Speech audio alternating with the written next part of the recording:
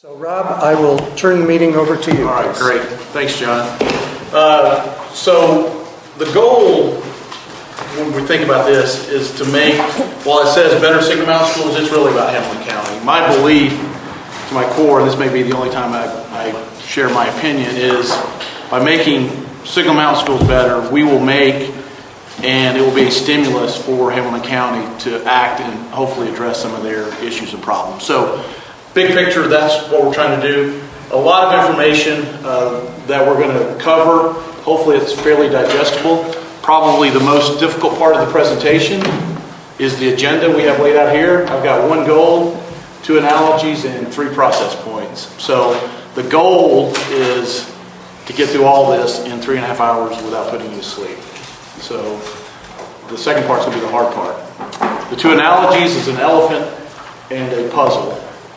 My job, I kind of see it as feeding you an elephant, and then by the time you get finished with all of it, you kind of remember what the different parts tasted like.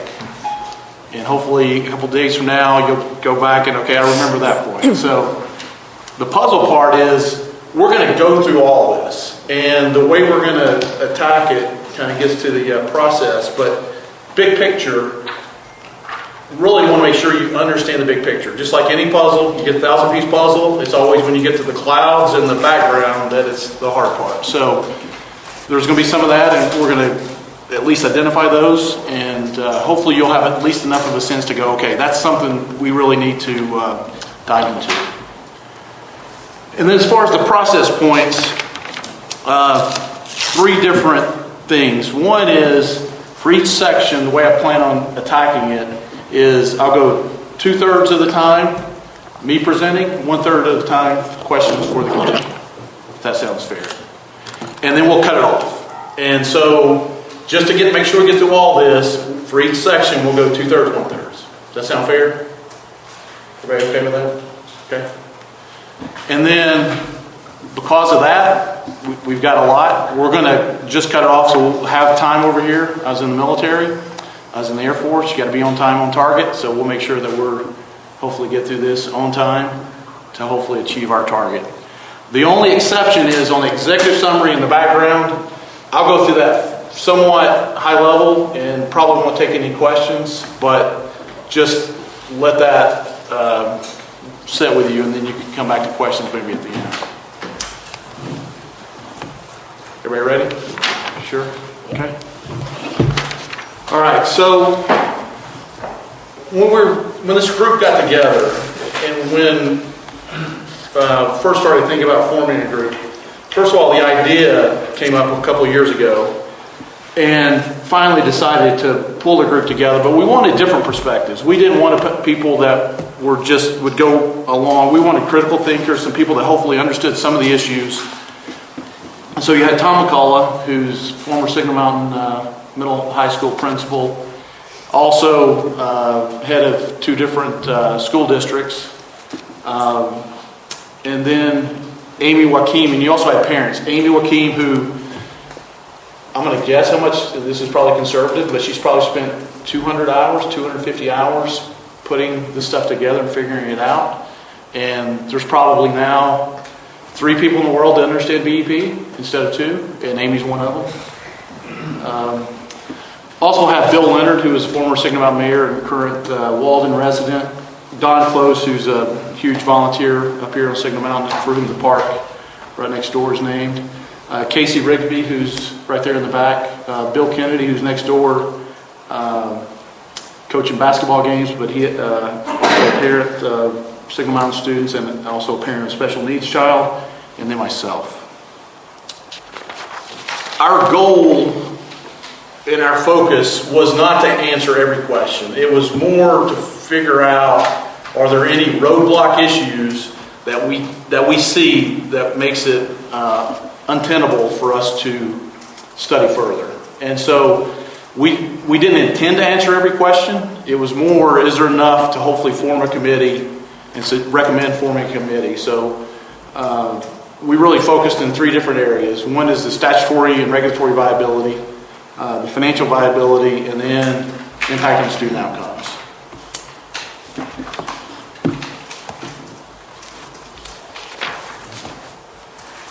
We're going to hit all these points in depth, so that's why I prefer not to take questions. We'll hit these all in depth.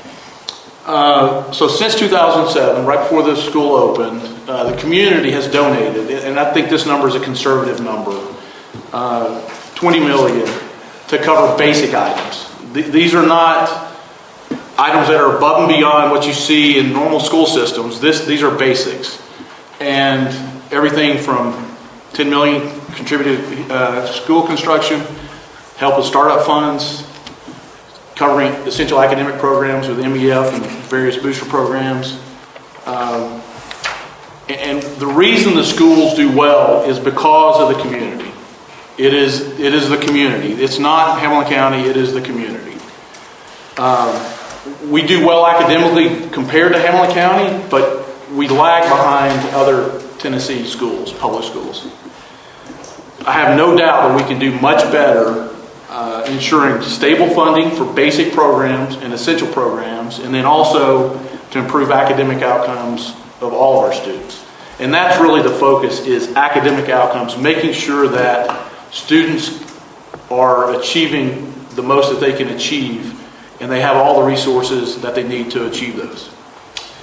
So what we found was that we could satisfy the statutory and regulatory criteria, and we'll go through those a little bit later. That it's, at least what we've done so far, that it appears to be financially viable. Also, it must include, you'll see a little bit later, it has to include other students on the mountain, not just the town of Signal Mountain, but students from Walden and the unincorporated areas, just to satisfy the criteria. And so, and there are ways to guarantee seating, and we'll look at that a little bit later. And so, it's not a question of if these students can attend the schools, it's just how to make that happen. And again, we found that it also would lead to better student outcomes. There's a lot of work that needs to be done. That's why you are here. These are really a lot of the open questions, really to validate a lot of the financial assumptions. There are some things that we have not gotten details on that we need. You see a summary of those here. And then when it comes to the zoning and the attendance, making sure that various government entities, whether it's Walden or Town of Signal Mountain, are they willing to undertake some of those measures to guarantee seating for those students to attend the Signal Mountain schools. And then two holes, admittedly, we have is when it comes to special needs students and those that attend magnet and vocational schools. We didn't look at those programs, so that's one. Those are two different items that you'll need to look at. Also, we haven't gone out and talked to teachers and to really find out what their concerns are and what their issues may be. And then the last two is, going out and talking to different municipal school districts, whether it's the ones out in the Memphis area or others. And then finally, we haven't called in any experts to review our findings because, again, these are not conclusive.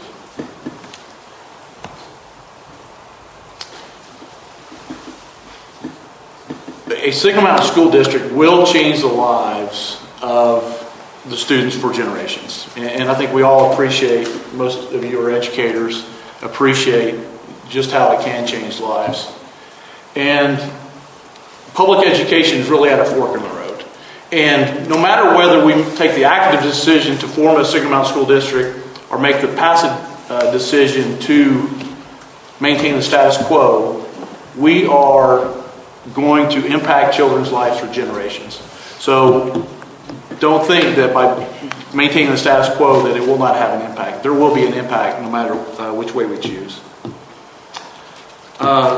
This is so very important, and John, what you said earlier, we need to hear from everybody to get as many perspectives and as much scrutiny to make sure that we do the right things. The worst thing would be is to get 5 years down the road, we've made the decision, and we found out that we missed something.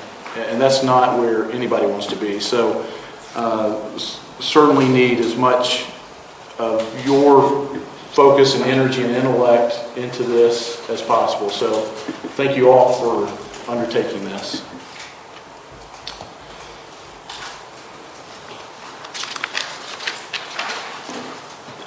I'm curious on the committee, how many people have kids that have gone through the Sigma Mountain schools? And grandchildren. I have a granddaughter in the school now. So 2? Okay. 3. Sorry. Maybe you were there. Some of what I may say you may question because I question it, even living through it. And it sometimes seems like, well, that can't be right, can it? And so if you live it, you still find it hard to believe. And so I'll touch on some of those points, but my goal for this entire presentation was really try to take the motion and just stick to the facts and let the facts present the story, if you will. But I will say, when I started to pull this together, even I was surprised because I've been involved with the Friends of Sigma Mountain, which was the organization, the predecessor to the Founders Fund, which helps with startup funds.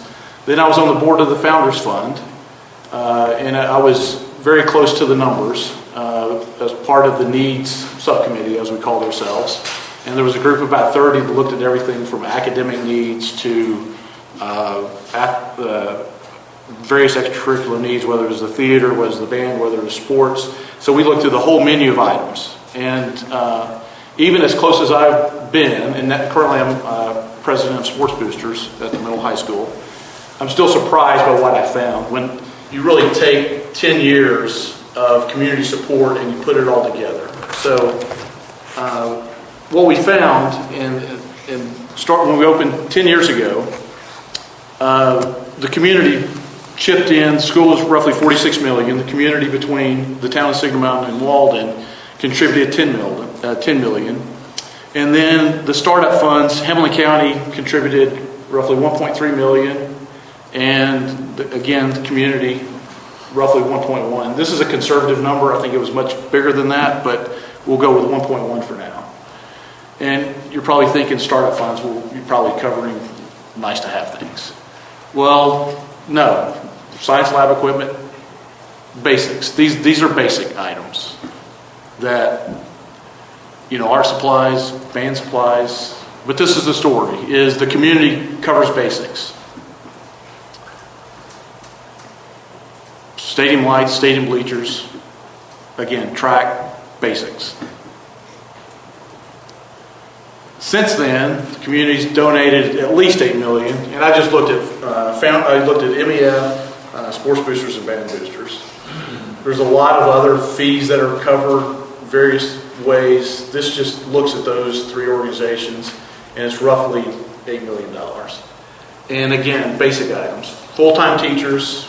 A lot of this is MEF, part-time teachers for art, college access, computer technology, interventionist, band equipment, stadium bathroom. Yes, they gave us a stadium that had a hill. We put in the bleachers, we put in the lights, we had to put in the bathroom, we had to put in the concession, we had to do the drainage for the baseball fields. Now we cover porta potty rentals, we cover field maintenance, again, basic items.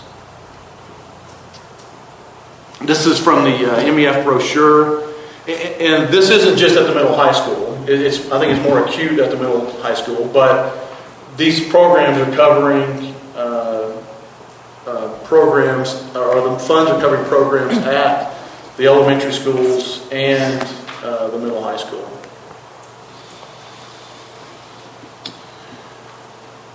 And so I talked about kind of MEF and Sports Boosters program, now fees. And again, I was surprised. Sometimes it's nickel and dime, you don't really add it all up, but you start to look at fees. And you see, $60 to $80 at the elementary schools, $200 at the middle school or middle high school, middle school band, IP diploma fees, and again, paying for basics, paper, print cartridges. And then you get into extracurricular fees. And the numbers are really, I don't know how some families do it. My family's fortunate enough that we can cover some of this, but I don't know how some families are able to do it, quite honestly. And again, it's just covering basics. The county does it for those of you that are not from here. We get some reactions sometimes, like middle school parents when they show up and their kids are playing a sport. And they're like, okay, what time does the bus leave? It's like, well, we don't have buses. So the only buses that are provided are for football, and that's because football pays for them.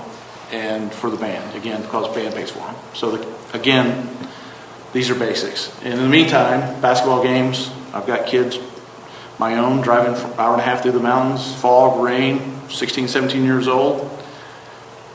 It's just, it's unfortunate. And the thing I would add is, we play other county schools, Sequatchie County, Grundy County, Bradley County. It's not that, they all have a lot of these things covered. And so don't think it's Tennessee, it's very much Hamilton County. So this is my, again, very conservative view. This is my family, how much we spent in the last roughly 8 months since the school's been in. We paid $612 in day one school fees. I've got an 8th grade daughter that plays volleyball and basketball and softball. 10th grade girl that cheers. And then a 12th grade baseball player, $1,800. If you have band and diploma, band's $400. If you've got, I was talking to somebody in band, there was triplets a few years ago, so that's $1,200 right there just to be in the band. And then you've got all the volunteer hours, again, to fill basics. In the classroom, helping out with teachers. Again, the community is the difference in the Signal Mountain schools. The extracurricular gaps, the one that, again, people are always shocked by is, okay, football team, you got to go clean the bathrooms. What do you mean we have to clean the bathrooms? Well, nobody cleans the bathrooms at the facility, so you got to dump the trash and clean the bathroom. So,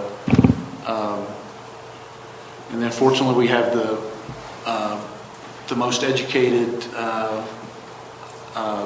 call him the ground superintendent at the school, Pete Kelly, who's a pediatric trauma surgeon, but also he probably spends, 30 hours a week maintaining all the fields. That's in it. And then the coaches, you've got coaches mowing the baseball fields, probably 6 hours a week. So certainly a lot of time and energy. But it's not just about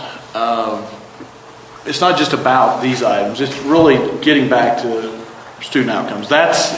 The money's one thing, but it's really about student outcomes and what's driving that. So when you look at how we compare to Hamilton County, we look really good, and CCA is Center for Creative Arts and CSAS is Arts and Sciences. I went to Red Bank, and to me, growing up in Red Bank and having gone to Red Bank High School, it's a tragedy of what's happened, and Hamilton County is allowed to happen to Red Bank High School. A friend of mine, Harvard MBA, another friend of mine's a general in the Army, and so you've got a very high caliber school, but it's no different. East Ridge, Saudi Daisy is doing not as poorly, but again, Hamilton County certainly isn't doing well, certainly when you compare it to the top Tennessee schools. And the way to read this, if it's to the right of the marker, those are magnet schools. To the left of the markers are public schools. You see where we stand. And one that I would highlight is Brentwood. It's the top public school. It's in Williamson County, which is just south of Nashville. And we'll do some side-by-side comparison with Brentwood here in just a second. But also those in bold are all from the same school system, Williamson County school system. So yeah, Signal Mountain's doing well versus Hamilton County, but when you compare us to others, and Tennessee, depending on where you look, we're 35, 38 overall in the country on education. And then there's the average ACT for for UTK.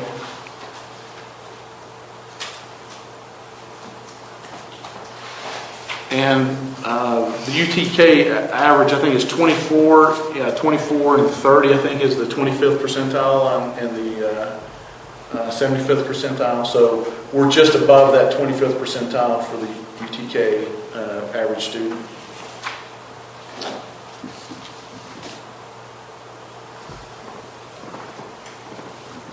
So now comparing elementary schools to Brentwood's feeder schools, elementary schools. On the left, you'll see, and this is the percent that are at or above grade level.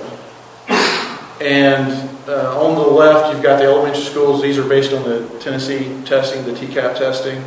You see we're pretty much right in line when you look at the breakdown of the number that are advanced versus proficient. We're right in line at the elementary school level with Brentwood.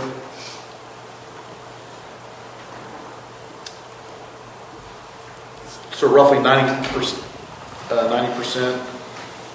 are at or above grade level, and again, about the same breakdown when it comes to advanced and proficient. But then when you look at the middle high school, we start to fall behind. You see the number of advanced for Brentwood, that's the orange on the right-hand side there. This is for Brentwood High School. The number of testing advanced based on end-of-course testing is about double, roughly, across most of the end-of-course testing.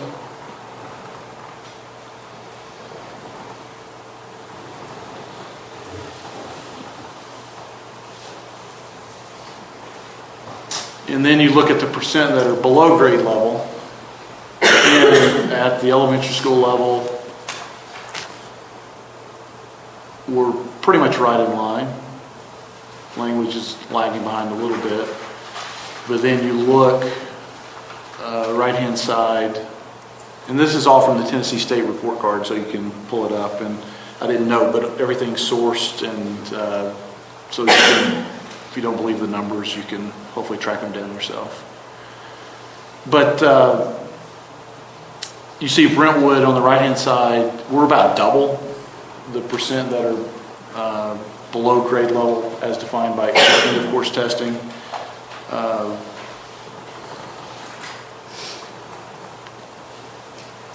And roughly 25% of the students are below grade level in math. And you could say, well, it's because we have a lot going to private schools. Brentwood also has Brentwood Academy, Innsworth. They've got the other pressure, the same pressure that we do. So that's kind of where we are today. If you kind of think about where we are in the threats as we look ahead,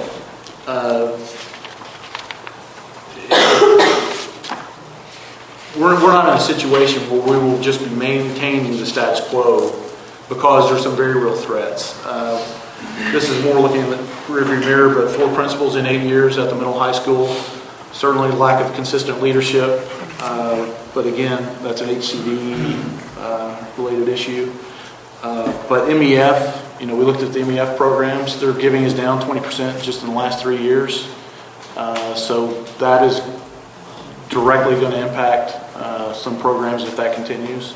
And I've seen it for some of the organizations I've been involved with. When the school was first built, a lot of people had the expectation before the school was built that they would have to have money for private schools, because that was what their plan was. So they were happy to give whatever the amount was. It wasn't, they weren't paying $10,000 or $20,000 for private schools, so they're happy to give $500, $1,000. Now people are moving to Signal Mountain and don't have that expectation, so they don't appreciate what it takes from the community and the amount of giving to maintain really basic programs. And then you've got the issues with the 5 failing schools in Hamilton County, where Tennessee's threatened to take them over and move some of the high-performing teachers from some of the better schools to other schools. And then just Hamilton County compared to other districts, North Georgia, Bradley County, lower teacher pay, so we lose some of the better teachers that way as well. So these are very real threats that as we look ahead, we're facing. And then on the extracurricular side, but it's not just a money thing. Money's critical, particularly since these are covering basics. The Tennessee sports organization redistricted all the sports. The athletic directors, expecting roughly a 50% drop in gate. And again, that's covering basics, not covering buses, but it's covering uniforms, field maintenance, those kind of things. And then also you've got a new private school division, which a lot of the local private schools are now in that new private school division, which enables them to do more recruiting, however you want to define that. So that's just more pressure on those families that can't afford to donate. And you know, it's the 80-20 rule that you've got 20% of the people, when you lose a big donor, that's a significant chunk. And so, you know, that's likely why you see some of the, not these issues specifically, but when you lose donors, it impacts level of giving and level of programs.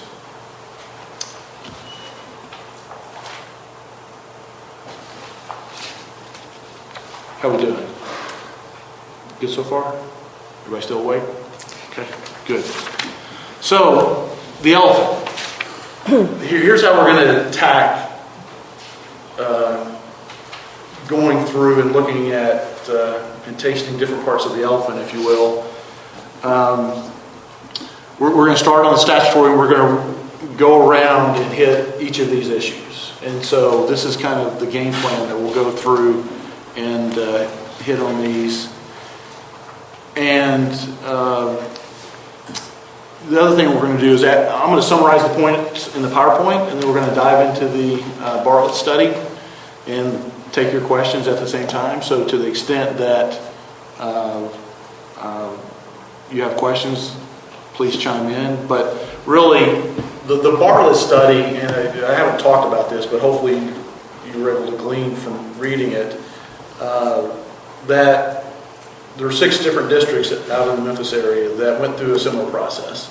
They were the most recent school district, 150 pages, whatever the number of pages are. They cover a lot of the same issues. It's not, the issues are the same, they're not identical. And so it's more how do you apply them to Signal Mountain. So we relied heavily on Bartlett, and all 6 of the districts used the Southern Educational Strategies group to write a report. This was the easiest one to get online, so there's nothing special about Bartlett versus the other districts. Again, it was just easier to use. But that was really the blueprint. So if you think about how we look at this presentation overlaid and put together with the Bartlett study, hopefully we'll be able to address many of the questions.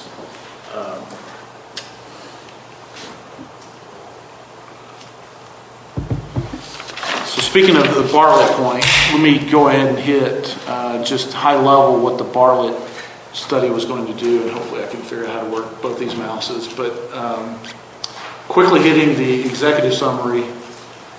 And first of all, has everybody had a chance to read it?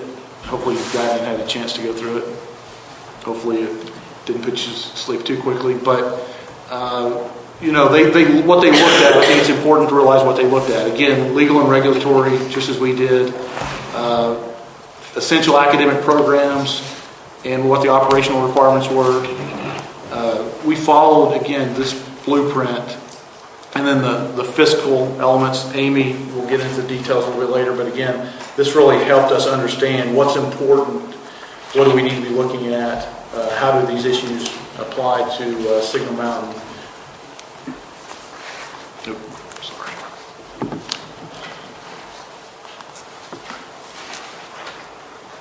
We'll get into the legal authority just a second about the land and buildings, and also some of the Bartlett information. But hopefully you saw all the comments that pound PSINRH is me, and Amy is obviously Amy Wakim. And so I don't know if there's any questions on that part before we get into on just the executive summary. So that would be pages 1 through 9. But I think it really helps identify the scope.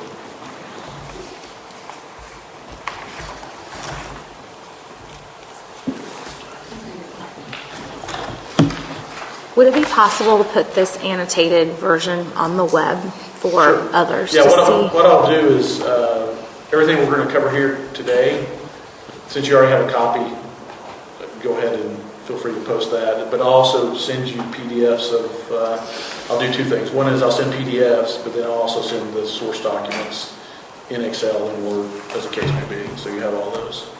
Is it possible to make this available to members of the audience who have not been given a copy? I don't see why not. I think, yeah. So that was a head nod of yes from Boyd. Yeah. Good. Yeah.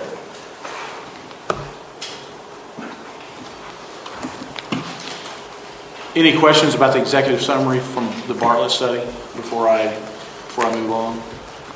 Because hopefully by the time we get through all this, not only will I have covered the 9 or so slides I have, but also will at least hit the major issues from the Bartlett study.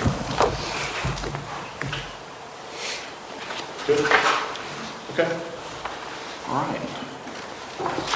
Let me get out of here in 3 hours. So the first thing we looked at as a group was the statutory authority, and could we satisfy the statutory rules? Obviously, if you can't satisfy those, it's there's no need to look at any of the other issues. So we started looking at these, and we got local council advice of somebody here in town, and then also advice of council who worked for roughly 16 years internally, externally with Shelby County, who currently is inside counsel for Arlington Schools, which is one of the 6 districts out near Memphis. And so when you look at the criteria, there are 6 criteria, and these are in the state regulations, and again, sources at the bottom. And on the top right, what I do is, if we feel very comfortable on something, it's a green. It would be yellow if we're not so comfortable with some issues still outstanding, and then red if we really haven't addressed those issues. But the first one is there a sufficient scholastic population? And the way that they define that is, and it's very technical, is within its boundaries, does the school system have within its boundaries enough scholastic population that will assure enrollment of at least 1,500 pupils, or which has at least 2,000 pupils presently enrolled in the proposed school system? So we currently have right around 2,400 presently enrolled in our schools, and all the buildings are in the town of Signal Mountain, and so therefore we satisfy that criteria. The other criteria are more, are you taking the actions, the appropriate kind of actions going forward? So they're kind of more look ahead. Number one, will you employ a qualified superintendent?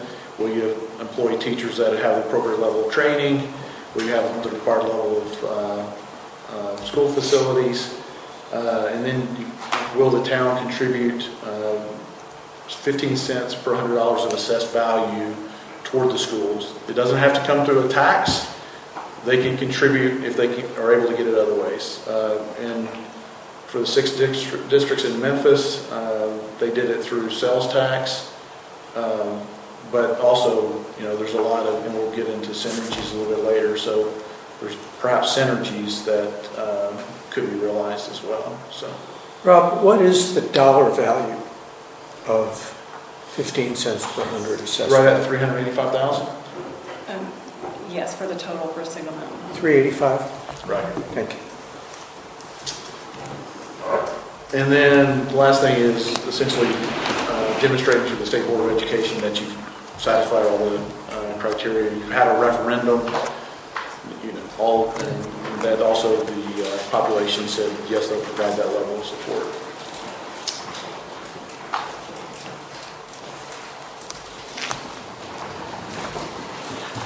Now the land and buildings, which I understand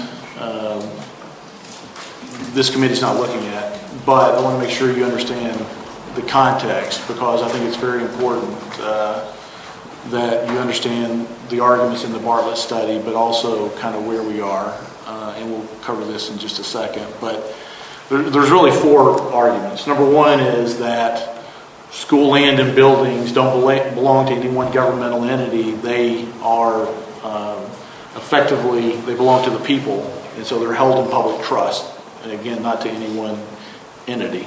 So that's one argument, and there's some case law that they cite in the Bartlett study, and we go through quite a bit of detail regarding Linux school system. And then this issue of equity. So this is a different issue.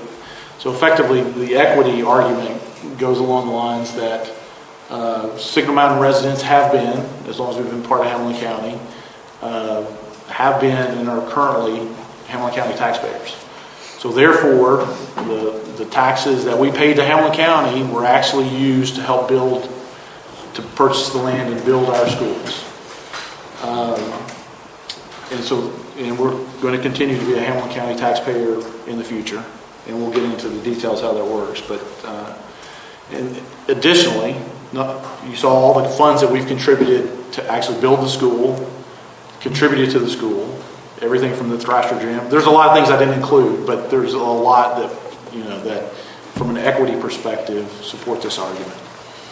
And so therefore, the equity argument goes, because we've contributed all these funds, we've already paid for the land and buildings. And then there's also precedent as well, looking at different cases. I'm not a lawyer, so, but Rob, we've kind of taken that off the committee. I understand, but it's more just informational to make sure that they understand it. But again, council has reviewed this and provided input. So, and again, to Mayor Howley's point, due to the significance of the issue, really need to retain professional advice and get a professional opinion on this issue. So as far as steps, and these are the major steps, and they go into a little bit more detail in the Bartlett study, but number one, the town council would vote whether or not to have a referendum, depending on what this committee finds. And it would be the referendum, the vote for the town council would be to have form a school district, to fund the school district, and the form a school board. And then the town of Signal Mountain would go and vote on that referendum. After that happens, let's assume that passes, then there would need to be an election for a school board. And then once the school board is voted on, then they would go out and hire a superintendent, the school board would. After that, the superintendent would then go and hire the teachers and staff. And finally, somewhere in there, the superintendent applies to the state asking for approval of the school district.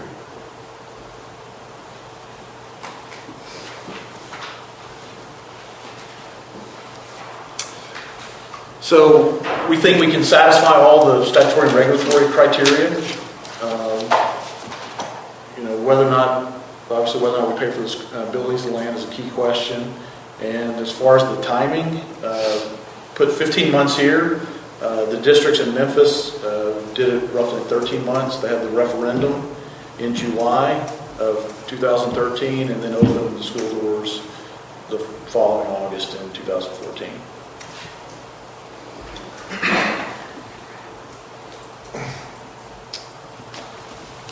Let me flip over to the Bartlett study and see if there's any questions that came up, or if you have any questions about what I just covered, either way.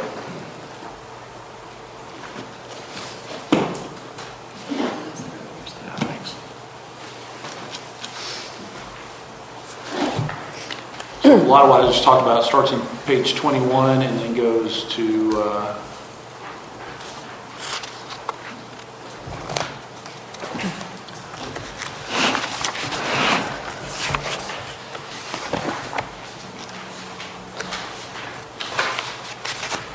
so here you go. It starts,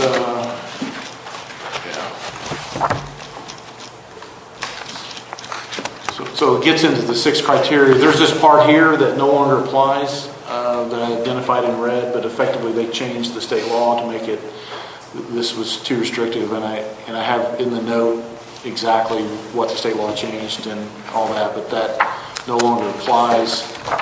And then you get into the criteria to establish a school district and the various laws.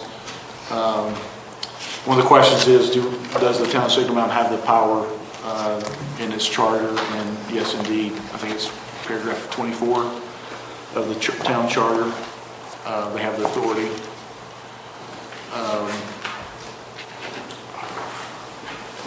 Wish I could read that a little better. I think effectively it says we think we can satisfy these criteria, but any questions as we flip through these?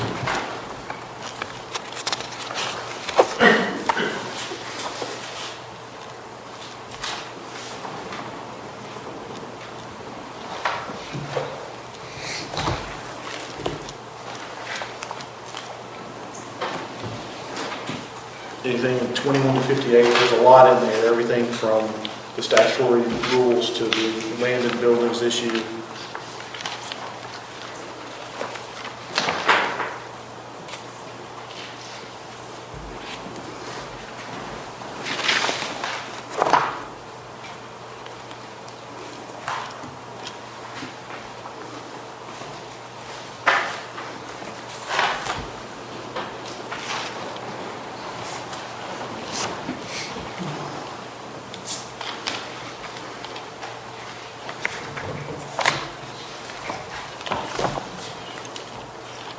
Rob, did you look at all at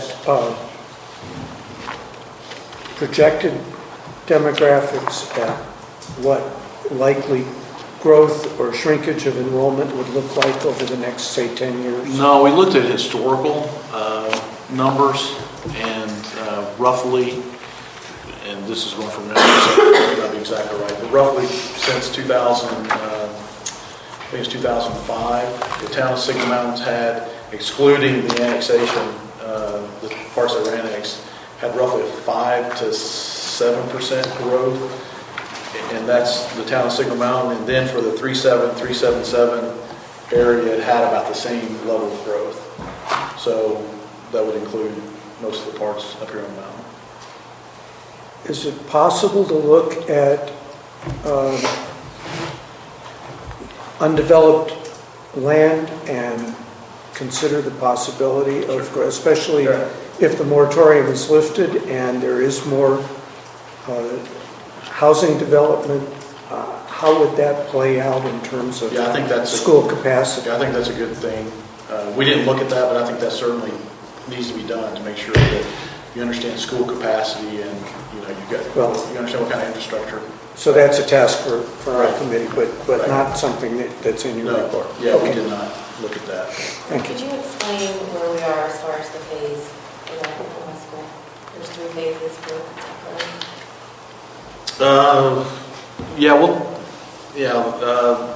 I'm not sure about the third phase. I know the second phase. but we're currently in the first. Yeah, I haven't heard of it. I know that when they first built the high school, they had essentially additional capacity that they kind of put on the blueprints, kind of dashed lines, and that's for, I talked to the architect, and it's roughly for 30 more classrooms, which would be roughly 300 to 350 students, and the estimated cost on that's like 10 to 11 million today. Good. Good. Okay.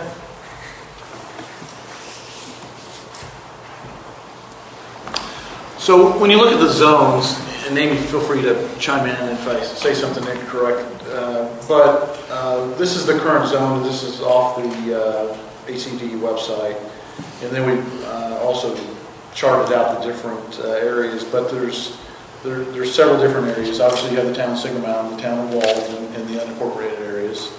And then you also have the area like around, when you're going down the front of the mountain, Sunset, which is the city of Chattanooga. And I forget whether any part of the W. I think it stops at the top of the Top of the W. So those are the 4 different areas, and then you have Sequatchie County. You have some students that are coming from Sequatchie County as well. So the thing that we do not have is good demographic data on exactly where all the students are. Amy went through the student registry to figure this out, but this is something that we would get from Hamilton County to say, okay, where are all the students that are currently attending the schools? Where are they coming from? How many are from City of Chattanooga? How many are from the unincorporated areas? How many are from Signal Mountain? From Sequatchie County, how many from the town of Signal Mountain? This is a rough a ballpark that shows the Signal Mountain residents. What we don't capture is the City of Chattanooga and Sequatchie County. But you see roughly 60% of the students are from the town of Signal Mountain, 10% Walden, unincorporated areas roughly 30%.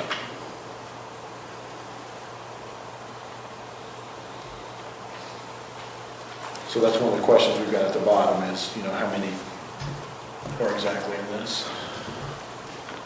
And we've got a list of questions page that we'll share. So one of the major questions is, okay, what about attendance? What can we do and who has authority when it comes to attendance?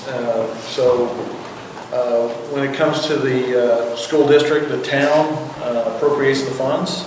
The school board determines who can attend the schools. And so that's very important.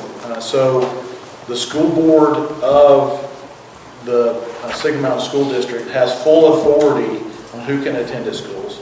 So if it's from outside the district, so if it's outside the town of Signal Mountain, they would have full authority, not Hamilton County would have any say at all. They have full authority whether or not people from Walden, people from the unincorporated areas come to the schools. So that's very important that ACD has no determination and no say whether or not those students would come to the schools. And also the school district could enter agreements with Walden, Hamilton County, City of Chattanooga, Sequatchie to essentially guarantee seating if they were so inclined. Naturally, the question is, okay, is Hamilton County really going to enter agreement? But that's one of the things that could be done.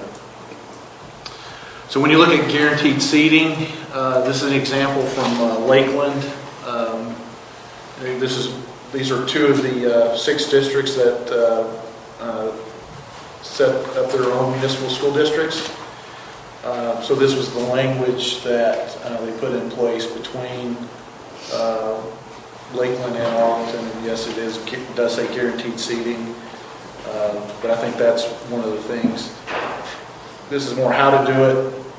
Question of whether or not the municipalities are willing to enter such agreement is a different question that I think will need to be studied further. We might want to point out as well that Lakeland is only an elementary school district. So that's one reason it's important for them to have that interlocal agreement. Right.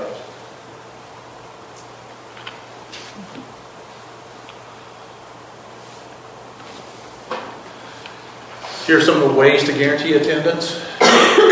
Again, interlocal agreements. And ultimately, the Signal Mountain School Board is the one that has the authority. So between the interlocal agreements and then whatever that future school board looks like, they can put policies in place to guarantee seating for those students. And you'll see, a lot of the pages we have the statute, state statute that applies, and so hopefully makes it a little bit easier to see where the authority comes from.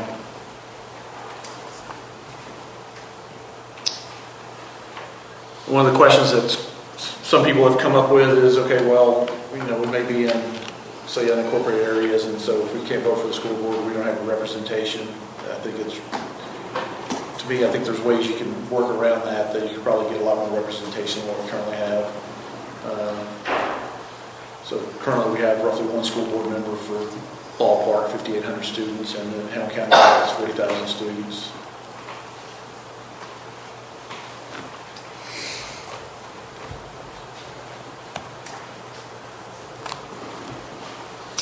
One question that's come up, and I was talking to somebody a couple of weeks ago, and I realized they didn't quite understand what it means when we say money follows the student. And so what that means is if you're in Hamilton County, and let's say you're in the unincorporated areas of Signal Mountain, and if you go to the future Signal Mountain School District schools, both the state funds and the county funds will follow the student to the school.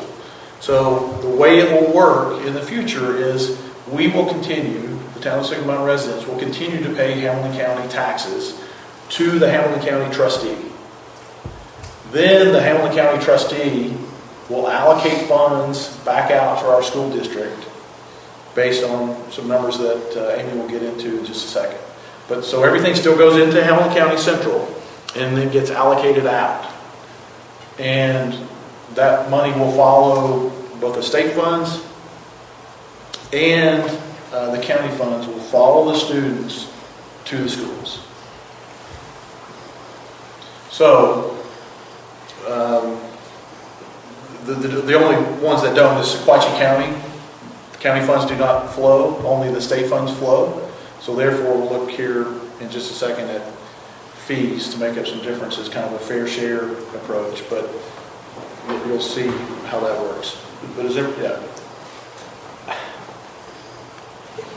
Correct me if I'm wrong here, but my understanding of the statutory requirement is that Of the what? of the legal requirement is that a school district must contribute an amount equal to 15 cents per $100 of assessed value, That's right. in addition to state funds And county funds. and county funds. So currently, Hamilton County Commission allocates to the Hamilton County Department of Education that amount in addition to state and county funds?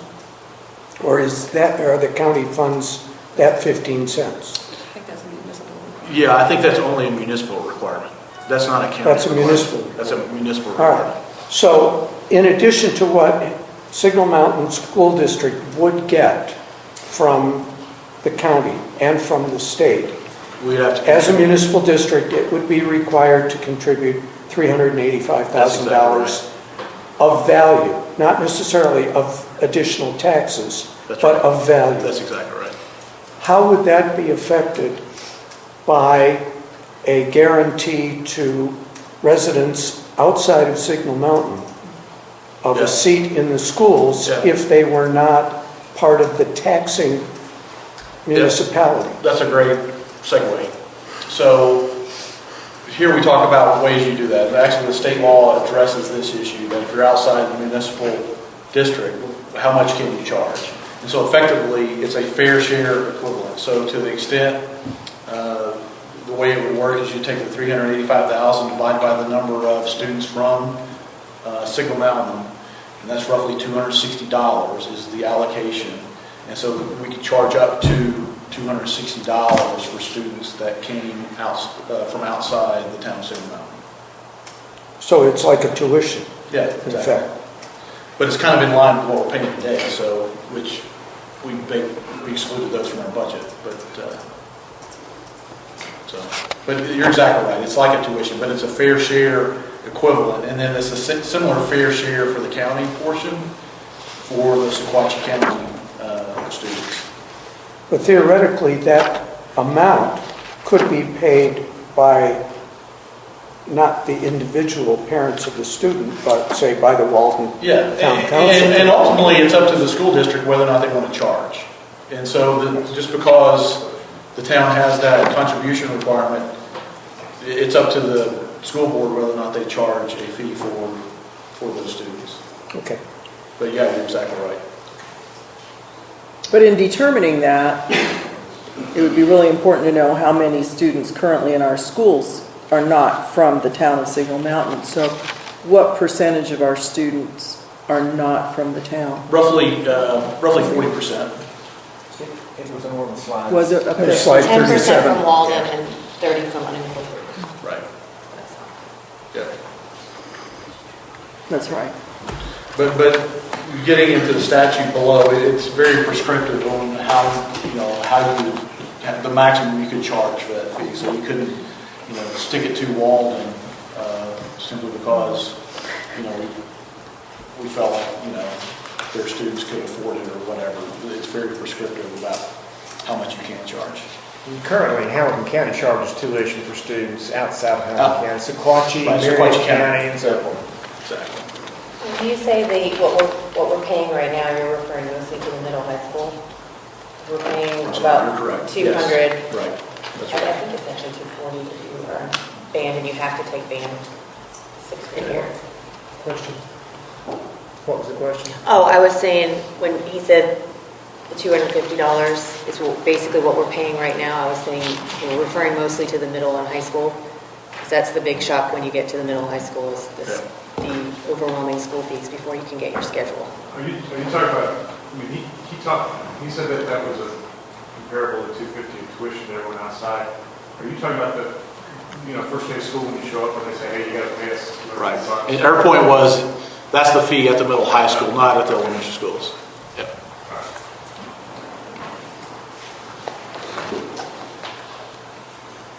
Two areas we didn't address. This is one of the, when it comes to the student population. Again, we don't have good demographic data. That's one of the holes that need to get filled by HCD, is exactly not only where they're from geographically, but how many special needs students we have. So we assumed, and then the school district would have to provide special needs programs. So as we start to get into the budget, we assume that the same level of special needs programs that are currently offered would continue to be offered in the future. There's two different areas that, as I understand, and again, I haven't been able to confirm all of this, but my understanding is two different areas. You've got some students, special needs students, that go to Hamilton County programs, HCDE programs, off the mountain. And so that's one area that will need to be researched, whether or not the Sigma Mountain schools can do that. And then also you have programs such as Orange Grove, which is for, say, severely special needs students. And Orange Grove is a private institution, so you just need to figure out, what the cost would look like for an Orange Grove type program.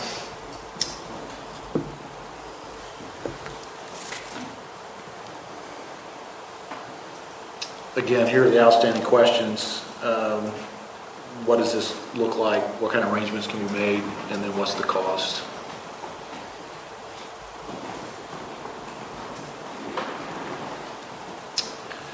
And then the other area we did not look at is magnet and vocational students.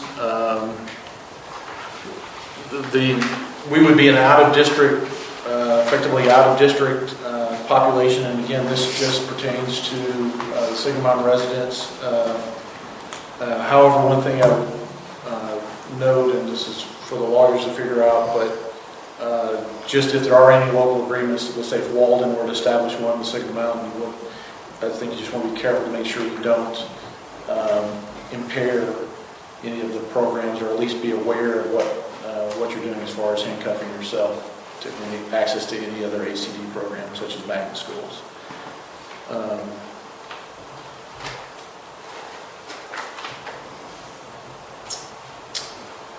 Again, same type of thing. Not sure how many magnet school students there are. Not sure how many are attending vocational programs.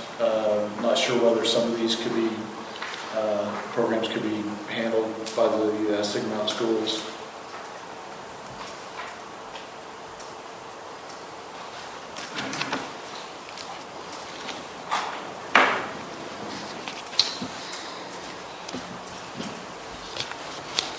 Before I go talk about teachers, any more questions on kind of student demographics, attendance areas, those kind of things?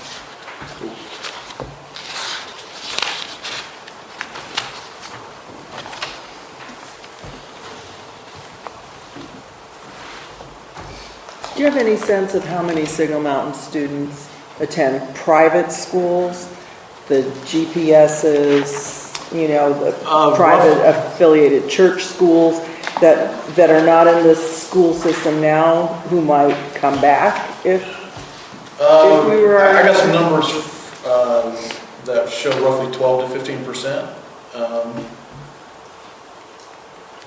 But I know they included the GPSs, the Baylors. I don't remember if they included, I think they included CCS and Notre Dame as well. So that was the number I had seen most recently. So, some data I can share with you from my experience. The year before Signal Mountain Middle High School opened, 37% of the students from freshman Nolan were going on to Baylor, McCullough, GPS, Notre Dame, Chattanooga Christian. And the year that the middle high school opened, that percentage fell to 7%. Now it's climbed back up. I don't know what it's climbed up to, but it has come back as the school has gotten no longer a new school and so forth. Things have changed, and so that percentage has come back. I'm confident it's not anywhere close to 37% again, but it has come back up from 7% leaving when the school initially opened. Yeah, my 12 to 15% numbers were from the administrations of middle high school, but I'm not sure if they're able to see, you would know with better time than I would, whether or not they can really see everything and really how good those numbers really are. I mean, do they know clearly all students? So, you understand what I'm asking? Is the data really?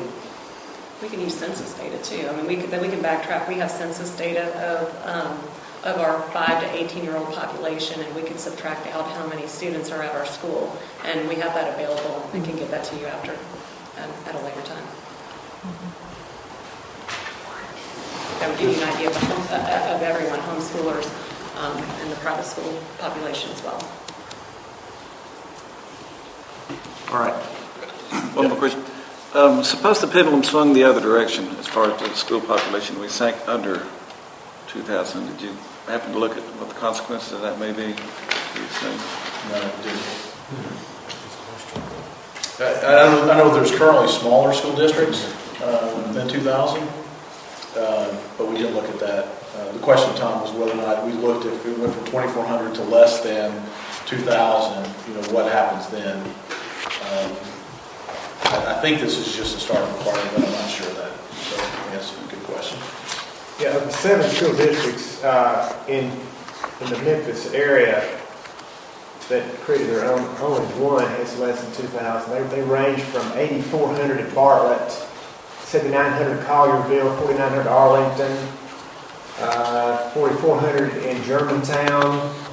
Millington had 28, but Lakeland only has 820 because it was only an elementary school district. But is that because they showed that they were able to be bigger than 1,500 in the future? Is that? I have no idea. Yeah, that's a good question. I would look at the Bartlett study, but I don't think there's anything in the Bartlett study that it would be 58 to 62 or 76 to 77. I think it's more just demographic data. I don't think there's much that necessarily pertains.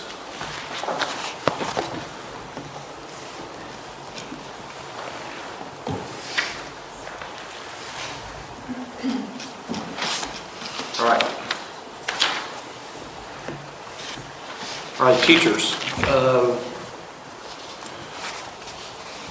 So this is very important, which is what the statute says, that the creation of a city school system effectively, you can't impair the rights and privileges of the teachers. And so that extends, and we'll look here a little bit, to salary level, pension, retirement benefits, accumulated sick leave, tenure, step increases.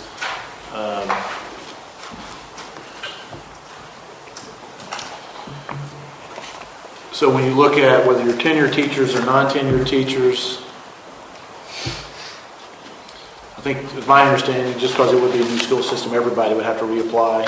But from there, particularly if you're a tenured teacher, you keep your position, you maintain the same level of salary, tenure is maintained, pension maintained. That's for both sides.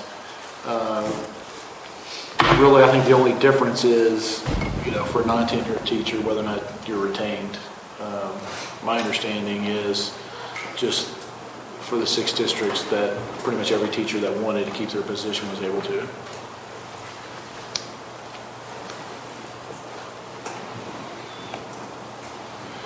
This just kind of gets into who has what roles and responsibilities as you think about the district and the teachers. As I alluded to earlier, the superintendent hires the teachers. Effectively, the school board, let's start all the way top. Town council approves the budget. School district submits the budget and hires the superintendent. Superintendent then has authority to hire teachers, staff. And that differs from state to state, but in Tennessee, the board hires the superintendent, and essentially the superintendent hires everyone else. In Yep. Georgia, it's different. In Georgia, for example, the school board has to approve all hires, but that's not the way it is in Tennessee.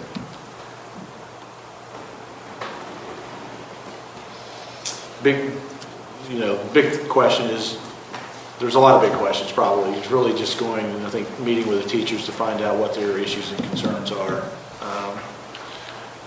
Again, we didn't do that, so.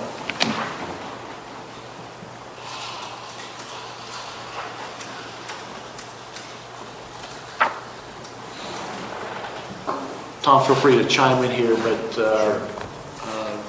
and this, we relied very heavily on Tom's experience in small school districts, but we did look at 2 different structures, central office structures. One is the kind of generic Tennessee Department of Education model, and then we looked at the Bartlett example, excuse me. And the student services, and special needs, instructional services, and administrative services are kind of the 3 generic areas, and those are really the 3 areas that need to be covered. And big school system, you have obviously much larger central office. You see the Bartlett central office. As Tom alluded to, they're about just over 8,000 students, roughly 3 times the size of what our school district would be. They've got roughly 20 personnel, but 11 schools, 6 elementary, 3 middle, 1 ninth grade academy, and then 1 high school. And this is the central office org chart, if you will.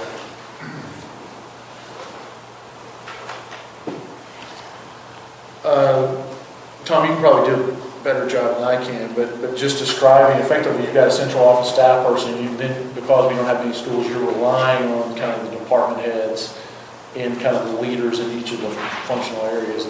Yeah, even the school district the size of Hamilton County, the central office, for example, in instructional services, they'll still rely on department heads and things like that, but to a greater extent in a small system, when you've got 1 middle school and 1 high school, then you greatly depend on the people within the school, within the leadership of those instructional departments to provide the leadership there.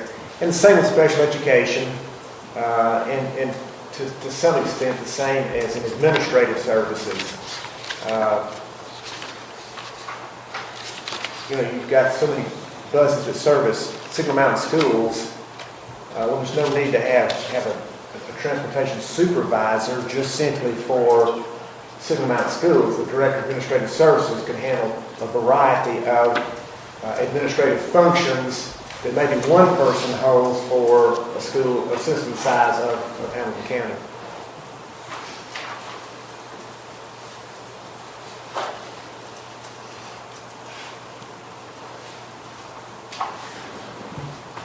Obviously, we didn't do any independent research when it came to student outcomes, but we relied heavily on the Bartlett study. And I think the conclusion, you can read it for yourselves, hopefully you did, but it effectively says smaller school systems or larger school systems have been negatively associated with measures of student outcomes. And I might add on that, when you look at the highest performing schools in the state of Tennessee, if you take out the academic magnet schools in Nashville, all the other schools are from small school districts. Would you go back to that slide. I'm struck by the need not to attribute causation, but correlation between large school districts and outcomes, thinking that large school districts come from large cities that have low-income populations. And the correlation, to me, seems clear if we attribute student outcomes, dropout rates, and test scores with socioeconomic status. But that's a correlation. Right. That's not a cause. So I just don't want to get ahead of ourselves. No, I'm not going to pretend to, I'm not an educator. You guys are all, many of you are professional educators, so I'm not going to pretend to address this point any further than what they did in the study. So I suspect, without any data to back it up, because I haven't looked at it, but I suspect that if you controlled for socioeconomic status, for income level of families in large school districts and small school districts, you would find a much greater correlation with income level and not with size of school or size of district. And I forget, it's been a while since I looked at it. I thought they had something, and this is very fuzzy, but I thought they had something there said that they controlled for that, but again, I'm going from memory, so. Did you not see that? Okay, so. You know, it'd be interesting to see from the committee, since Hamilton County has taken over the schools, what is their track record? Is it 20 years? Yeah, 20. What is their track record? What do those parameters look like? And what are projected in the future to compare to maybe some of the smaller school districts to draw this type of conclusion? That'd be interesting to see though, if you guys. You're referring to when the city, Chattanooga schools went out of business? Okay. And I think one of the things that's going to skew that is the change the districts as well, or the zones, so that kind of, yeah.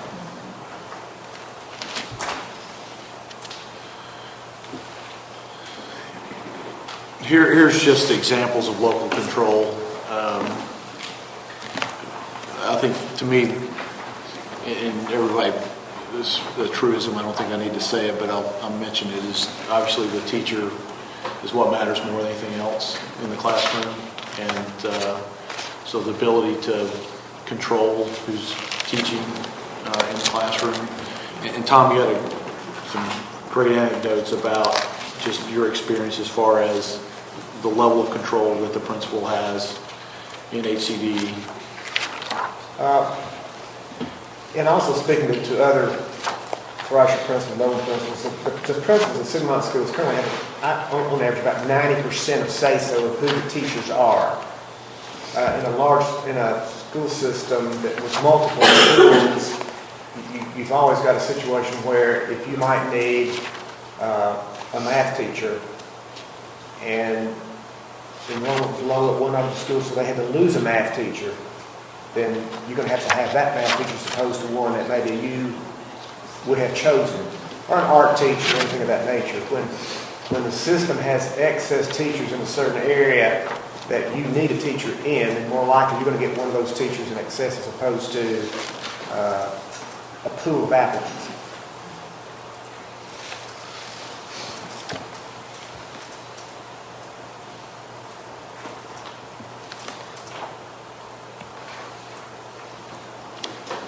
Actually, is there anything in the Bartlett study? I think I maybe covered a couple of different, actually no.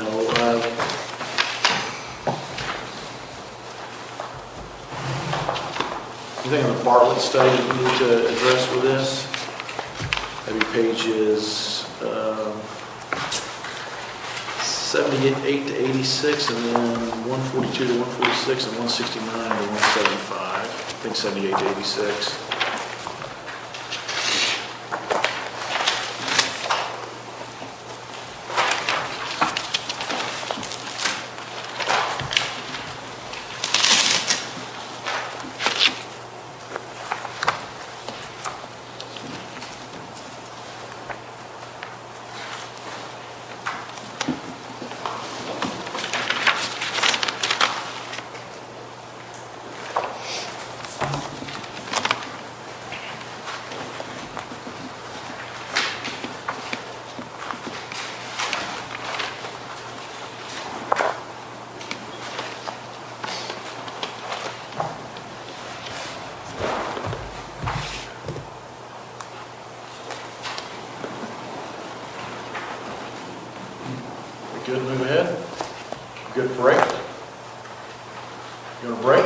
Good time? Now's a good time. Okay. Before we get into the numbers, we'll get everybody loaded up in sugar and then, 10-minute break? ready? All right, thank you. All right, last leg. So we're going to look at some of the fiscal and budgetary issues before we actually get into the numbers. Just highlight some overriding items. One is potential synergies with the town. I don't like including 20 rows of information on a PowerPoint slide, but I really thought, I came across this over the last week, but I think this captures, probably as well as anything I've seen, the vision for what our community schools could be. And particularly when you look at item 8, where it says the community school is a traditional school that actively partners with its community to leverage existing resources and identify new resources to support the transformation of the school, to provide enrichment and additional life skill opportunities for students, parents, community members at large. And that's really what I think the vision is that it's the community and the school at all ages, and that it's the center of learning. And I'm not going to get into details, but there have been steps that Hamlin County have taken to really separate those two. And but again, I just think the statute captures wonderfully what that vision for a Signal Mountain School District could be. Actually, I think, to me, that is pretty important what you just said, because I'm sitting there reading that thinking, what is keeping that from happening here? But you said Hamilton County is taking some active steps to stop it. Could you? One example is a lot of the recreational facilities. Effectively, let me get the specifics wrong. Mayor Howley may know better, but effectively, you used to be able to use it for recreational games. Now they require a teacher to be there at all times if there's any sort of athletic event going on. And so they've just made it more and more difficult over time to really allow that to happen. I don't know if Tom, you or... And they've been very gracious in certain circumstances, but we've only been really able to use it now on Saturdays anymore because of the cost associated with opening it up. So we're limited in the use of that facility right now to Saturdays pretty much. We used to hold practices 5 days a week.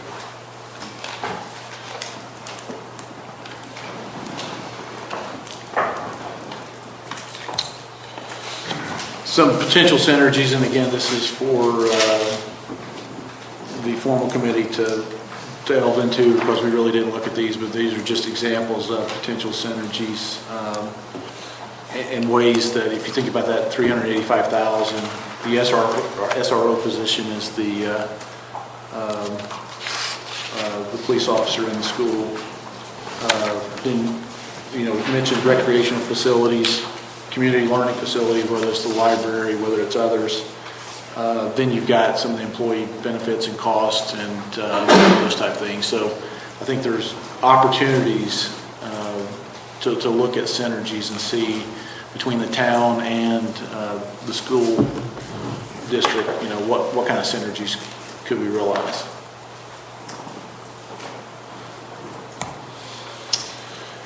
Capital, we didn't look at capital issues. One thing, there's a lot of questions. Hamilton County is notorious for underfunding maintenance, and so I'm sure there's deferred maintenance issues. We talked about roughly, next phase of the high school, what that would cost. My understanding, I haven't found the legal reference, but because again we didn't look at this, but I know talking to one of the districts in the Memphis area, and it's, Tom, you said it also happened for the city of Chattanooga, but just as we get the operational funds, we also get and the way it works in Shelby County is they get capital funds. So to the extent that the city commission or county commission allocates funds for capital, then the school district in Memphis get a pro rata portion of that. And my understanding is that's the way it would work also for Hamlin County, but again, we didn't look at this. That's my understanding of the way it works. I did look, if you were to take a pro rata portion, we'll assume it's a pro rata allocation of, there was an article, I guess, last year, maybe, actually it was 2 or 3 years ago, that just talked about the amount of capital Hamlin County spent,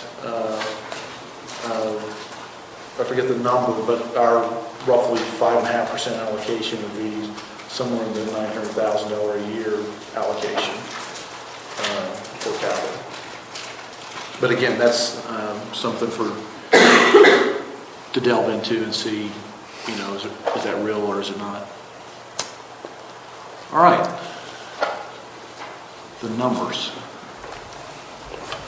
I'll turn over to Amy, who, as I mentioned, has really done an incredible amount of work to understand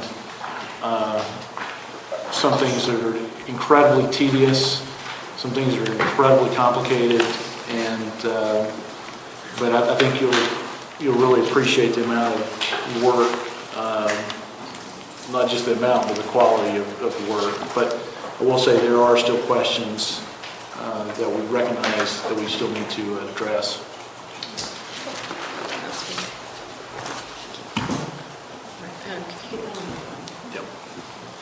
Okay, so before we dive into the numbers, I just want to review some of the terminology that you're going to hear me talk about, and that was presented in the Bartlett study, but just so that you have a good understanding of what these terms mean, since they are going to show up repeatedly in this presentation. We'll start with the average daily attendance. Basically, that's the number, it's kind of a running average throughout the year of the number of kids that are in school each day, and that total is taken across the year. And what's important about the average daily attendance is that it's used to determine the local funding allocations. On the other hand, average daily membership is the number of students that are enrolled in a specific school in a specific school district throughout the year. And the ADM, or average daily membership, is what drives state funding allocations for the school. So what's important is, because you'll see these abbreviations repeatedly, but ADA drives local funding and ADM drives state funding. And the basic education program is the program that is the funding formula that the state of Tennessee has developed that determines how education dollars are distributed to the different schools throughout Tennessee. The basic, or the BEP Blue Book, is published every year by the state of Tennessee, and it provides all of the variables that are applied to your ADM to determine your district's funding levels for that year. And the BEP handbook is our instruction manual.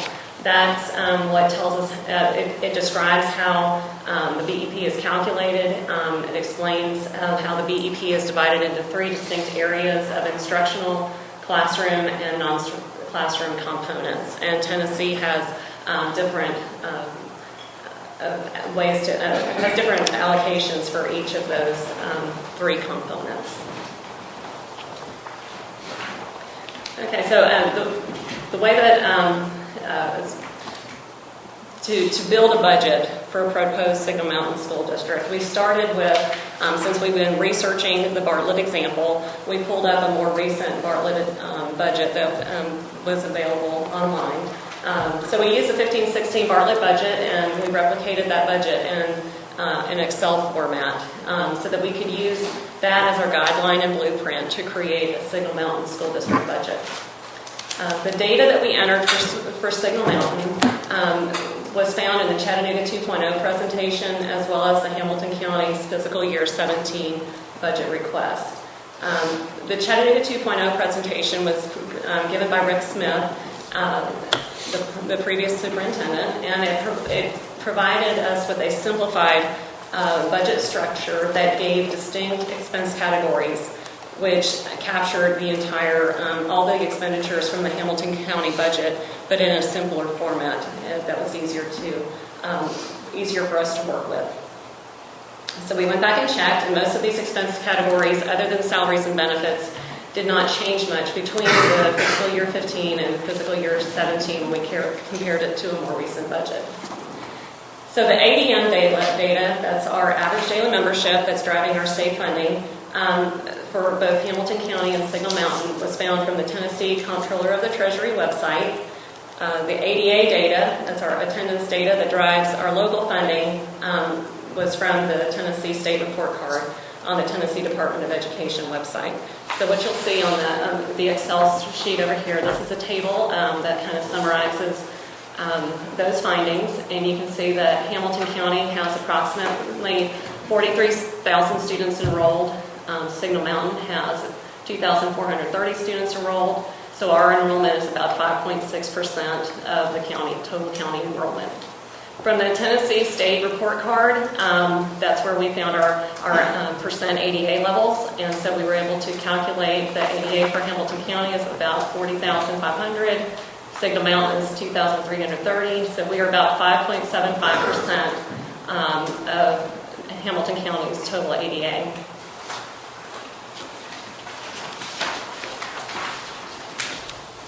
So when we went through this, our budget, we decided that we would, again, like Rob has done with all of his PowerPoint slides, we color-coded all of the details based on our level of certainty. So purple, when you see purple in our detail pages, that's verified MEF distribution distribution information. So we took the allocations, that information off the MEF website. The green is verified information. We have references on that, and they are all spelled out throughout the budget. Yellow needs verification, but we should be pretty close. A lot of that was the pro rata expense allocations that were taken throughout the budget.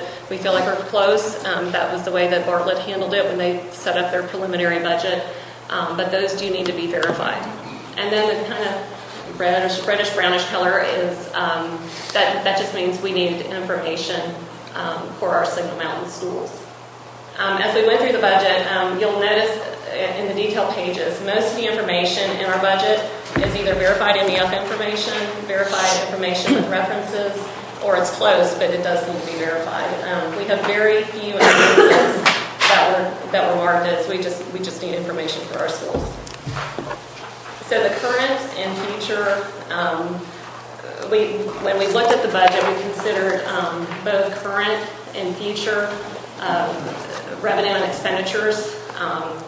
And so when you look at this over here on the left, we've got the current, and that basically represents what Hamilton County currently allocates to our schools. Over on the right in the blue represents an estimated revenue and expense for an independent Signal Mountain School District.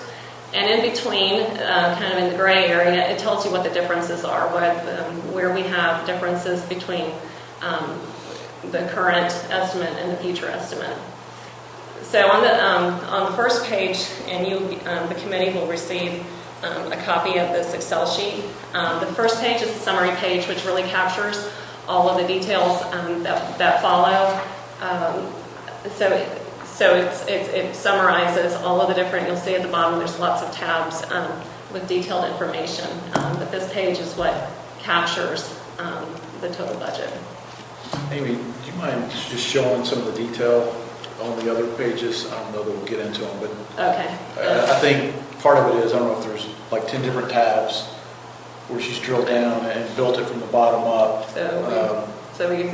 We have revenue details, and it goes through all the different revenues. And like I said, it's all color coded and sourced. And then we go into instructional, and there's different categories. You have regular instruction, special ed, career and educational, and again, it's all color coded and sourced. So. Can everyone see that at all? Print's too small. Will we get copies of this? Yes. Thank you. We tried it. I don't know how we use those.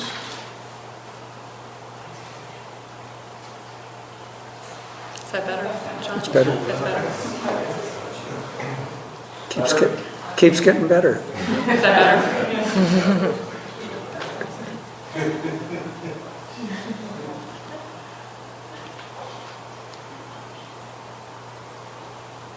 Good enough. Better than we were. Would ask the back row, but probably nobody in the back row can see it. Okay. Andy, why don't you just simply tell us some of the more important comparisons? I will as we go through, if that works. No, that's good. Okay, so before we really dive in, let's just go over what Bartlett said, next slide, about ADA and ADM, and basically it's on page 126, but what they're reiterating is that the funds provided by the state of Tennessee, BEP, are divided based on each district's average daily membership, and all local funds must be divided based on each district's average daily attendance totals. And these methods of funds are not subject to modification by any local county commission or any local school board. So that's so again, they're driving home the point that ADM drives your state funding and ADA drives local funding. Okay, what we have over here is from the Tennessee State Report Card. You can look at each of our schools, and this is for the Signal Mountain Schools trends from 12-13 through 15-16 of our ADM, percent ADA, percent economically disadvantaged, and percent of children with disabilities. So you can see that over time, the percentage of children with disabilities has remained fairly constant. We have a lower percentage than most of Hamilton County, which is, I believe the report card said for the county it's around 13 or 14% is the average. Our percent economically disadvantaged has remained fairly constant until the qualification law changed in 15-16. At that time, the way that the state has redefined who qualifies as being economically disadvantaged, it changed in 15-16, so our percentage dropped about in half, but so did Hamilton County and the state of Tennessee. Everyone's, just because of the way they redefined it. But I think the thing to note is if you look at our ADM, remember that's our enrollment, how that has changed and how it's been dropping. It's been decreasing since 12-13 through the 15-16.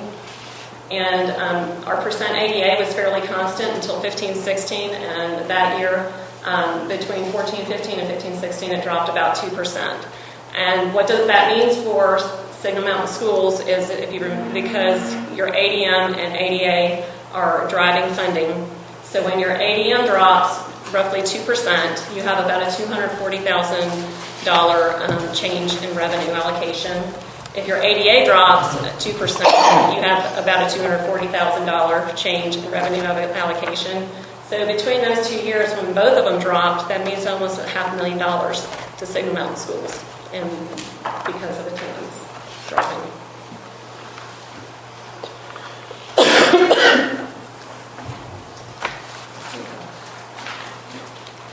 Okay, so again, what Rob said earlier, the county property taxes from Signal Mountain residents will continue to be paid to Hamilton County the same manner as they are today. So we are Hamilton County residents. We pay Hamilton County taxes.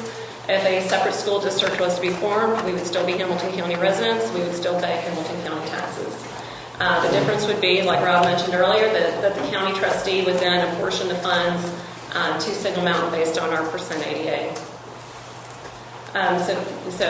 To reiterate that the county and state revenue does follow the student, and we do not need an interlocal agreement for funds to follow the student as long as they reside in the county.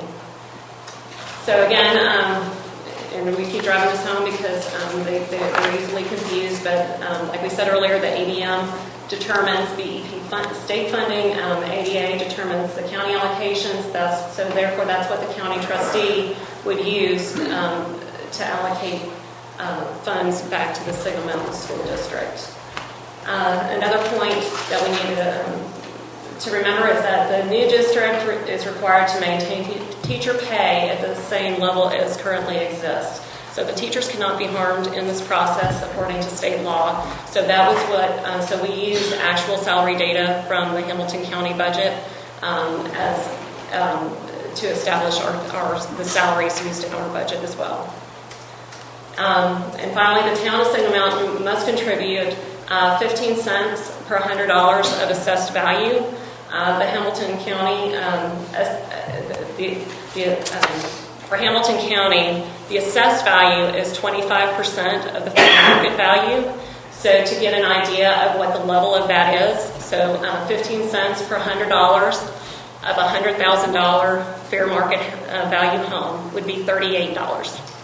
So you can proportion that up or down based on a home's value. However, this does not need to be raised in the form of property taxes. As Rob alluded to earlier, there can be synergies with the town, but it is a required contribution that Signal Mountain would have to contribute to the schools. Amy, on the chart on the right, the second line shows municipal taxes current of $65,000. Okay. Where does that come from? Okay, good point. I'm about to get into that. Okay, sorry. No. I don't mean to get ahead of you. Okay, so I'm going to flip over to our details page of our revenue. I've just replicated the same table with our ADA and ADM data. So when we're looking at for the county, this is the county for the county taxes. So they were allocated the property tax, sales tax, and any other county revenue was allocated to the Signal Mountain schools on the pro rata percent ADA basis. Both Hamilton County, which is at 5.75%, that was based on our percent ADA. Both Hamilton County and Signal Mountain currently fund an SRO for the Signal Mountain schools. So this was added to both the revenue and expense sides of the budget and listed under the county and municipal taxes. So that's where that municipal tax of the $65,000 was coming from, is our current SRO allocation. Okay, this is our municipal taxes. So what got caught off is just municipal tax and SRO allocation is what you're not seeing on the left-hand side. So for the municipal taxes were determined by the required 0.15 per 100 assessed property value that is our required contribution. But we just, one of the synergies, so this is a synergy that, and I'm sure that there are others, the Ad Hoc Committee assumed that the SRO expenditure would be included as part of this municipal contribution, so the town would not pay more than the total minimum required by the state. So we took our 0.15 per 100 total assessed value, it's $385,000, backed out our SRO expense, and that's the additional contribution from the City of Mountain of $320,000. Okay. Next, we have our fair share non-residence fee that Rob alluded to earlier of $250 per student. But that would be up to the town of Signal Mountain and the new school board to decide. And when we estimated this revenue from student fees, we assumed that faculty, children, and economically, for the purposes of the budget, we assumed that faculty, children, and economically disadvantaged students would not pay this non-resident fee.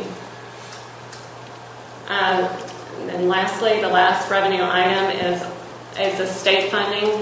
This comes from the BEP funding formula. To derive this revenue allocation, the funding formula was replicated in Excel. It was from, as it was shown in the BEP handbook example, the Signal Mountain School District BEP funding was determined based on the specific ADM data that was found on the Tennessee Comptroller of the Treasury website, and it was entered into this spreadsheet. The points that we feel like this is close, but what we do need to verify, the information that was not provided online is our special ed by option. There was 9 different special ed categories, and so we would need to obtain that information from Hamilton County for each option for each school. Okay, so going back. Let's see. Okay, so if we go back, we can see that in summary that for the revenue, Signal Mountain has approximately 2,430 students. We have an ADA of 2,330. Our pro rata Percent ADA allocation is 5.75%. So this gives us an estimated, we estimate that the proposed Signal Mountain School District revenue would be approximately $20 million, and which is roughly the same as the current allocation from the Hamilton County for the Signal Mountain schools. There's but there are two new major revenue changes in the proposed budget. One is the Signal Mountain contribution of an additional $320,000, as well as the fair share fees from non-Signal Mountain residents. And then, as we discuss our expenditures, we'll talk about what the differences are when you take out your central office expense and how you have more revenue that can be allocated to the students.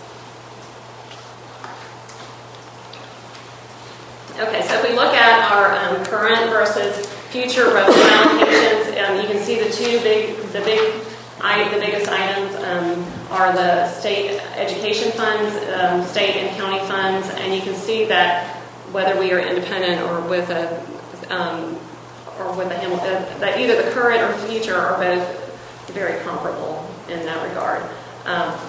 What goes away with the future is that the Mountain Education Foundation would no longer be providing making up the difference on the basics, and neither would the supply fees.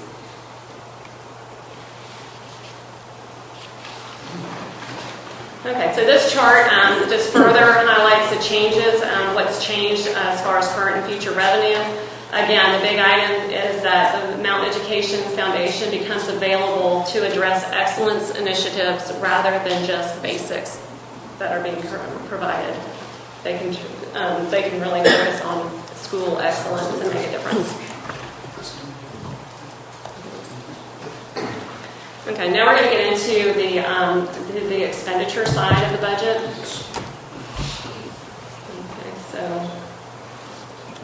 Okay, so again, we're looking at the current levels on the left, the future expenditures on the right, and what the differences are in between. And so the way that we allocated, we'll just go through how we allocated expenses and created this budget. So for school-specific salary and benefits expenses, what we did is, let me just get over to this slide. And I know you probably can't read it, but I'll just kind of show you what we did. We created a chart. It was pulled from the Hamilton County budget. Basically on the left, you have all of the personnel positions that are school-specific, and then they are totaled for each school, the number of positions, and the total salary expenditure for those for each line item. So for school-specific salaries and benefits, they were captured in this table and pulled directly from the Hamilton County budget and distributed throughout the appropriate budget expense categories throughout the budget on all those tabs. For the Hamilton County non-specific school expenses, they were allocated to Signal Mountain on the pro rata percent ADA basis, and this is consistent with the Bartlett study and how they handled their preliminary budget estimates as well. The expense categories we used were from the Chattanooga 2.0 presentation, and they were verified in the Hamilton County budget where possible. Again, that was a simplified budget structure that provided us with a simplified budget structure and distinct expense categories, and those are used throughout our budget as well. For the Hamilton County total central office expense that was allocated to Signal Mountain, what we did is we went back to that Chattanooga 2.0 presentation, and it gave us a total salary and benefits for the Hamilton County Central Office. So we calculated our allocation by subtracting all school-specific salary and benefit expenses from the total Hamilton County salary and benefits expenses listed in the 2.0 presentation. So these are all the schools, all of their salaries, and we just subtracted that. And then this expense is allocated to Signal Mountain on a percent ADA pro rata basis. So our allocation for our Signal Mountain schools of the Hamilton County central office expense is about $2.5 million. I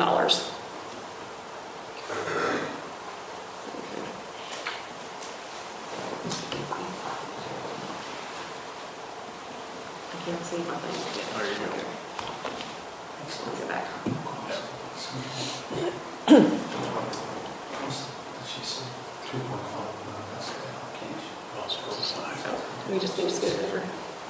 What was the I'm gonna go total back to cost budget. of the central office? Yeah, we'll hit that in just a second. Oh, the total for Hamilton, all of Hamilton County? Yeah, We just can- curious. Yeah, we have to go back to that part, that's, that one, let's scroll up. Yeah, it's like our projectors shifted over. Okay, there it is, right under Appendix E, go down, there it is, whoop, go back up. I'll let you try. Thank you, I just can't get it back to the page. Okay, the salary and benefits, 281,036,000. And so, One thing to note is, talking to one of the former school board members, there's other things that show up in there that, I'm trying to think of examples. I think, there were some examples where it's not just central office. And so, I was just curious. and we'll get into the detail here in just a second, but it's more, it gives us an example of, or some way to allocate it out. So this isn't necessarily all central office, but there's some other things included. right, there's I didn't like, indulge you. Keep going. no, that's okay, there's textbook, there's warehouse employees. But as we define central office, it was something that was not directly tied to a school. Any salary and expenses not tied directly to the school. And if we can figure out how to get back to I that. can't get to the back to the left. There it is. There it is. Click on summary. There, I got it. Okay, we're good. Okay. So that's how they, for the Signal Mountain Central Office staffing structure, we went back, we designed and budgeted to a central office structure to accommodate a small school district. That was the organizational chart that Rob showed you earlier. And it was distributed throughout the budget based on throughout the different categories as appropriate in the budget. Okay, the one item that was not on a pro rata basis was our transportation expense. Instead, we used an estimated 8 buses at $80,000 per bus for independent contract drivers. The other option would be to use a corporate bus company, as Hamilton County does. And the expenses, as we understand it, it's approximately $50,000 per bus. But we went ahead and wanted to, we allocated the higher amount and to use independent drivers. This does need to be verified with the independent drivers, but that was our understanding of the cost of those two options. So in addition to all of the current expenses that are allocated to Signal Mountain Schools, we also absorbed all the current MEF allocations because we feel like those are basics that should be covered by the school district. We absorbed all the general education supply fees because, again, those are paying for basics. Building maintenance increased by approximately 3 times. We were surprised when we started diving into this that the maintenance expenditures allocated by the county are significantly lower than the industry standards. So that just builds up and adds to capital costs later. So we multiplied that by 3 times to bring it up to an industry standard. We also added field maintenance, which is not currently covered, and provided band and athletic transportation for all away games for all sports. So like Rob said, you don't have 16-year-olds driving an hour and a half in the fog and rain to get to their games. Did you include everything that MEF, all the teachers in MEF Yes. for and all those in there? Yes, we absorbed all of the MEF, current MEF allocations. What's MEF do going forward in your mind? In my mind, it pays for it. Now you can start talking excellence. It can go above and beyond the basics. You can, I think that you can move from move from a standard level and use those funds to provide excellence in education.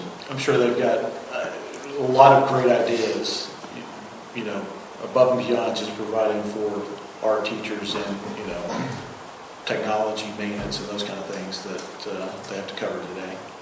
Thank you. Yeah.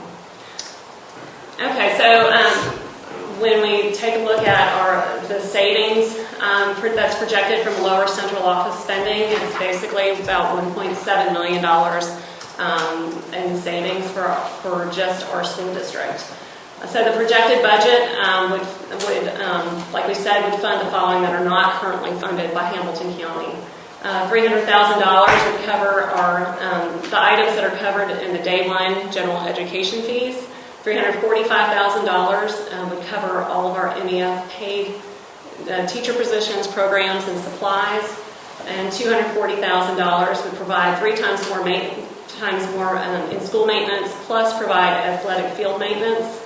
And $50,000 would cover local buses for all the and marching band events.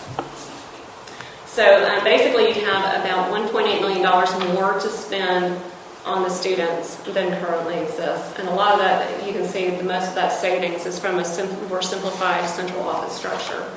So the total expenditures, excluding the central office, basically they increased. If you take out central office, it increases from $17.5 million to $19.3 million, which is on a per student basis is roughly $7,216 per student to $7,950 per student. Now, for clarity, and for maybe it's repetition is what I'm going to ask you, but go back to that other slide. So based on the funding that a municipal school system would get based on the ADM, which is the state, and the ADA, which is the local, you would be able to increase the revenue, or the expenditures in this case. The revenues would increase, therefore the expenditures from $72.16 to $79.50. That is, well, when you take out, I don't know if you can That's in the classroom expenditures and what you're impacting students in the classroom. I just want you to kind of repeat that because it's something I don't, that's as far as looking at a municipal system, if you can increase the amount of money spent per student, then obviously you've got an advantage. Right. No doubt. Okay. Right, and it is through the savings that you can have more dollars allocated to your students to use effectively. And that extra money is coming from the town of Signal Mountain and the non-Signal Mountain student. You've increased its revenue slightly with your let's see here. I don't know if you can see over here. Because if you've added your additional municipal contribution and your non-residence fees. But the big savings comes between the current and future spending comes based on a more simplified central office structure rather than allocating the $2.5 million for each of our students to support the larger structure of Hamilton County. Right. And then I think there's 2 ways to look at this. One is to assume that all of our central office expenses are correct, and so therefore it results in a savings.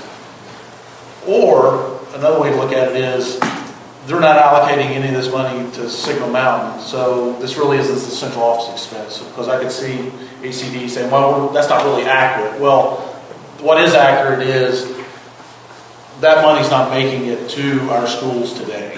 That part is accurate. And so, however it's getting spent across Hamilton County, whether it's central office or something else, is not helping to educate our students. So, in the end, the $1.8 million difference in central office, as we define central office, is the big swing factor. The other component is roughly the $400,000 to $500,000 difference in fair share payments and the town of Signal Mountain contribution. The $250, you're calling it a fair share payment. Right.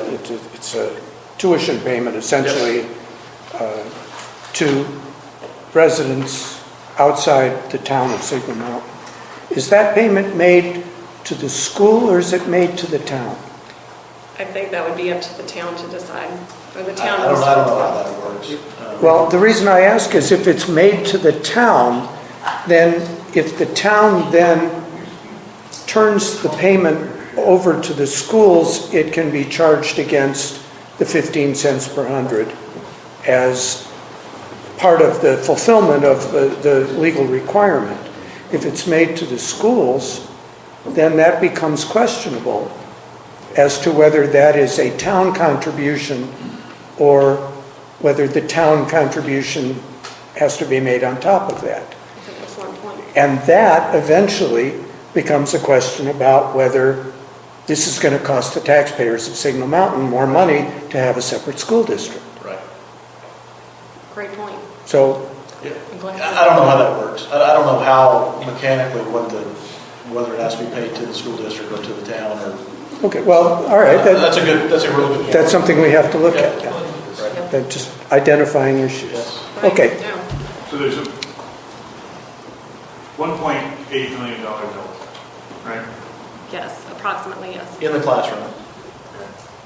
And to gain that $1.8 million delta, Signal Mountain would have to come up with $365,000. 320 more than is currently being allocated. And that could all be done through synergy services, if we did maintenance and field, that sort of thing. Could it, I think that's is the it in question. kind, or do you have to put a tax in place? I think that that's No, something our that needs to understanding, be. no, it's the language, and I've got it in here somewhere, is that it has to be that amount. It doesn't have to be in the form of taxes. It has to be something to that amount. If this committee finds your numbers accurate, we wouldn't have to impose an additional tax necessary because we have an $1.8 million delta after you filled in all the holes. Is that, am I thinking through that right? Or- Well, You still, I think you're you still. still have to have some contribution from the town of value. So if you have synergies and all that kind of stuff, then that's correct. Okay. That's correct. So I think, Tom, your point's exactly right, is, between the synergies through other ways, are there ways to make it so that there's not a tax burden Page 21. to the residents? Page 21 to still that. has a note about that. Okay. So this change in expenditures between current and future, again, to highlight, and the way that we captured all of the central office or non-school specific salaries, we lumped them in the office of the superintendent for the current. For future, they are scattered throughout as appropriate in the budget, but you can just see that there is a big difference between the current and future from those savings. Yeah, just to be clear, there's not a $1.8 million surplus. There's a $1.8 million difference in what makes it into the classroom. Delta, yeah. Okay. That's what Okay.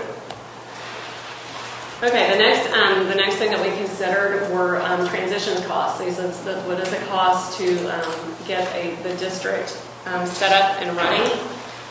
So we included a rainy day fund. It's 3% of the total budget, and that's required for all school districts. A central office furnishings expense to cover desk, computers, etc. that would be needed for a central office staff. And we also included teacher retainer bonuses, which would reward teachers for remaining with the Signal Mountain throughout the transition. And those were applied at a rate of $1,500 for principal, $1,000 for vice principals, $500 for teachers, counselors, and librarians, and $250 for assistant teachers. And so that comes up with a total startup expense of $735,000. And we didn't look at all potential startup expenses, so there may be others. So these are, I'd say, some examples of ones we know of, but we certainly didn't look at all of them. Some of the ones in particular that would need to be considered would be the timing and the amount of startup fees, such as the superintendent's salary and other staff salaries that would need to be in place before the school district is up and running, just to get everything started ahead of time. Legal fees and special election fees, but some of the Memphis area schools did use a bridge loan to cover these costs until the funding took place.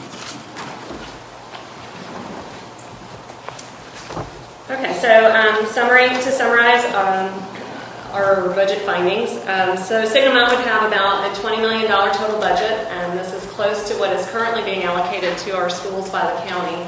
But if you remove all the non-school specific salary expenditures, which we encapsulated called our central office salary expense, we have an additional $1.8 million to spend directly on our students each year. This is over $730 per student more each year than is currently being spent. And even after covering MEF, increased maintenance, buses, etc., Signal Mountain has an $800,000 budget surplus, which could be used for things like our startup expenses, capital fund, and the addition of new programs. So we have this under budget, under specified budget surplus of $800,000. Okay, so again, this is a preliminary. These are still preliminary findings that we need to have validated information from Hamilton County and as well as the Tennessee Department of Education, just to shore up anything that needs verification throughout the budget.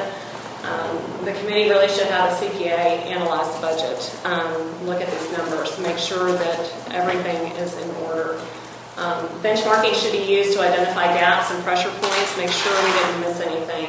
This can be done by talking to the 6 municipal area districts as well as other municipal school districts in various areas. Also, the committee should talk to the principals and head of booster organizations to determine other potential needs. Also identify, and hopefully MEF can start talking, to those as well. So if the basics are covered, we can really start talking about excellence in our schools.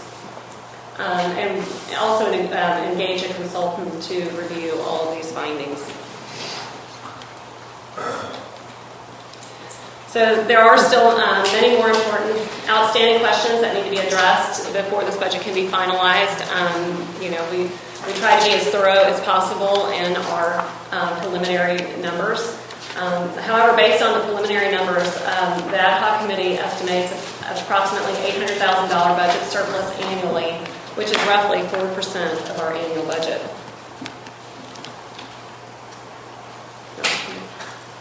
So the major open questions that need to be identified. So the demographic data that Rob mentioned before, we really need to get a good number on the number of Signal Mountain students versus Walden, unincorporated, City of Chattanooga, and Sequatchie County that attend our schools. For revenue, the BEP funding data needs to be validated by obtaining those specific special ed, again, so special ed options by each school. For the expenses, the medical plan, health benefits, the features and costs need to be incorporated. We did address, we used the Hamilton County's per employee benefits cost, and then we went back and based on the town of Signal Mountain's contribution to the benefits plan, we proportioned that to the state educators plan, and came up with that basically it appears to be comparable, but that needs to be validated. That if you apply the same proportion to the state of Tennessee has an educator's insurance plan, and so it does appear to be comparable. We need to get better estimates for any contract services. So we've allocated contract services on a pro rata basis, and all of those, we need to identify what services are currently being provided to our students and what are the expenses associated with those. We need to verify all of our pro rata expense estimates with Hamilton County. The committee needs to also determine the capital needs of the schools based on capacity and future capital needs. The committee also needs to determine if those capital funds will flow from Hamilton County as they are with the Shelby County schools. So every time it's our understanding that when Shelby County allocates capital education dollars to the county, then each of those municipal districts gets a portion of that capital based on their percent ADA. So not only are they allocating the county property taxes on the percent ADA basis to distribute to the municipalities, the capital funds are also being allocated as well. And so it's our understanding too that when the City of Chattanooga had a separate district, that's how it works. That those funds were allocated to the city in the same manner. We also need to determine if there's any deferred maintenance costs, because the maintenance expenditures are so low relative to industry standards. We need to find out what is, if there's any current consequences that need to be addressed in regards to maintenance. Also, identify all the transition costs. We set up our startup expenses, but we need to make sure that, see if there's what else we would need to add to those transition costs. For opportunities, I really think we need to, I think the committee should look into what are the synergies with the town. Are there synergies regarding, regarding the facilities, regarding custodial maintenance? What can be worked? How can the town and the school district work together? And finally, the budget needs to be looked at, not just today, but for the future. So rolling it forward for 10 years and see what those expenses look like in the future. And Tom, I think to your point about stressing it, look at different scenarios and, how does this play out in their different scenarios? I think that kind of fits into that roll forward view as well.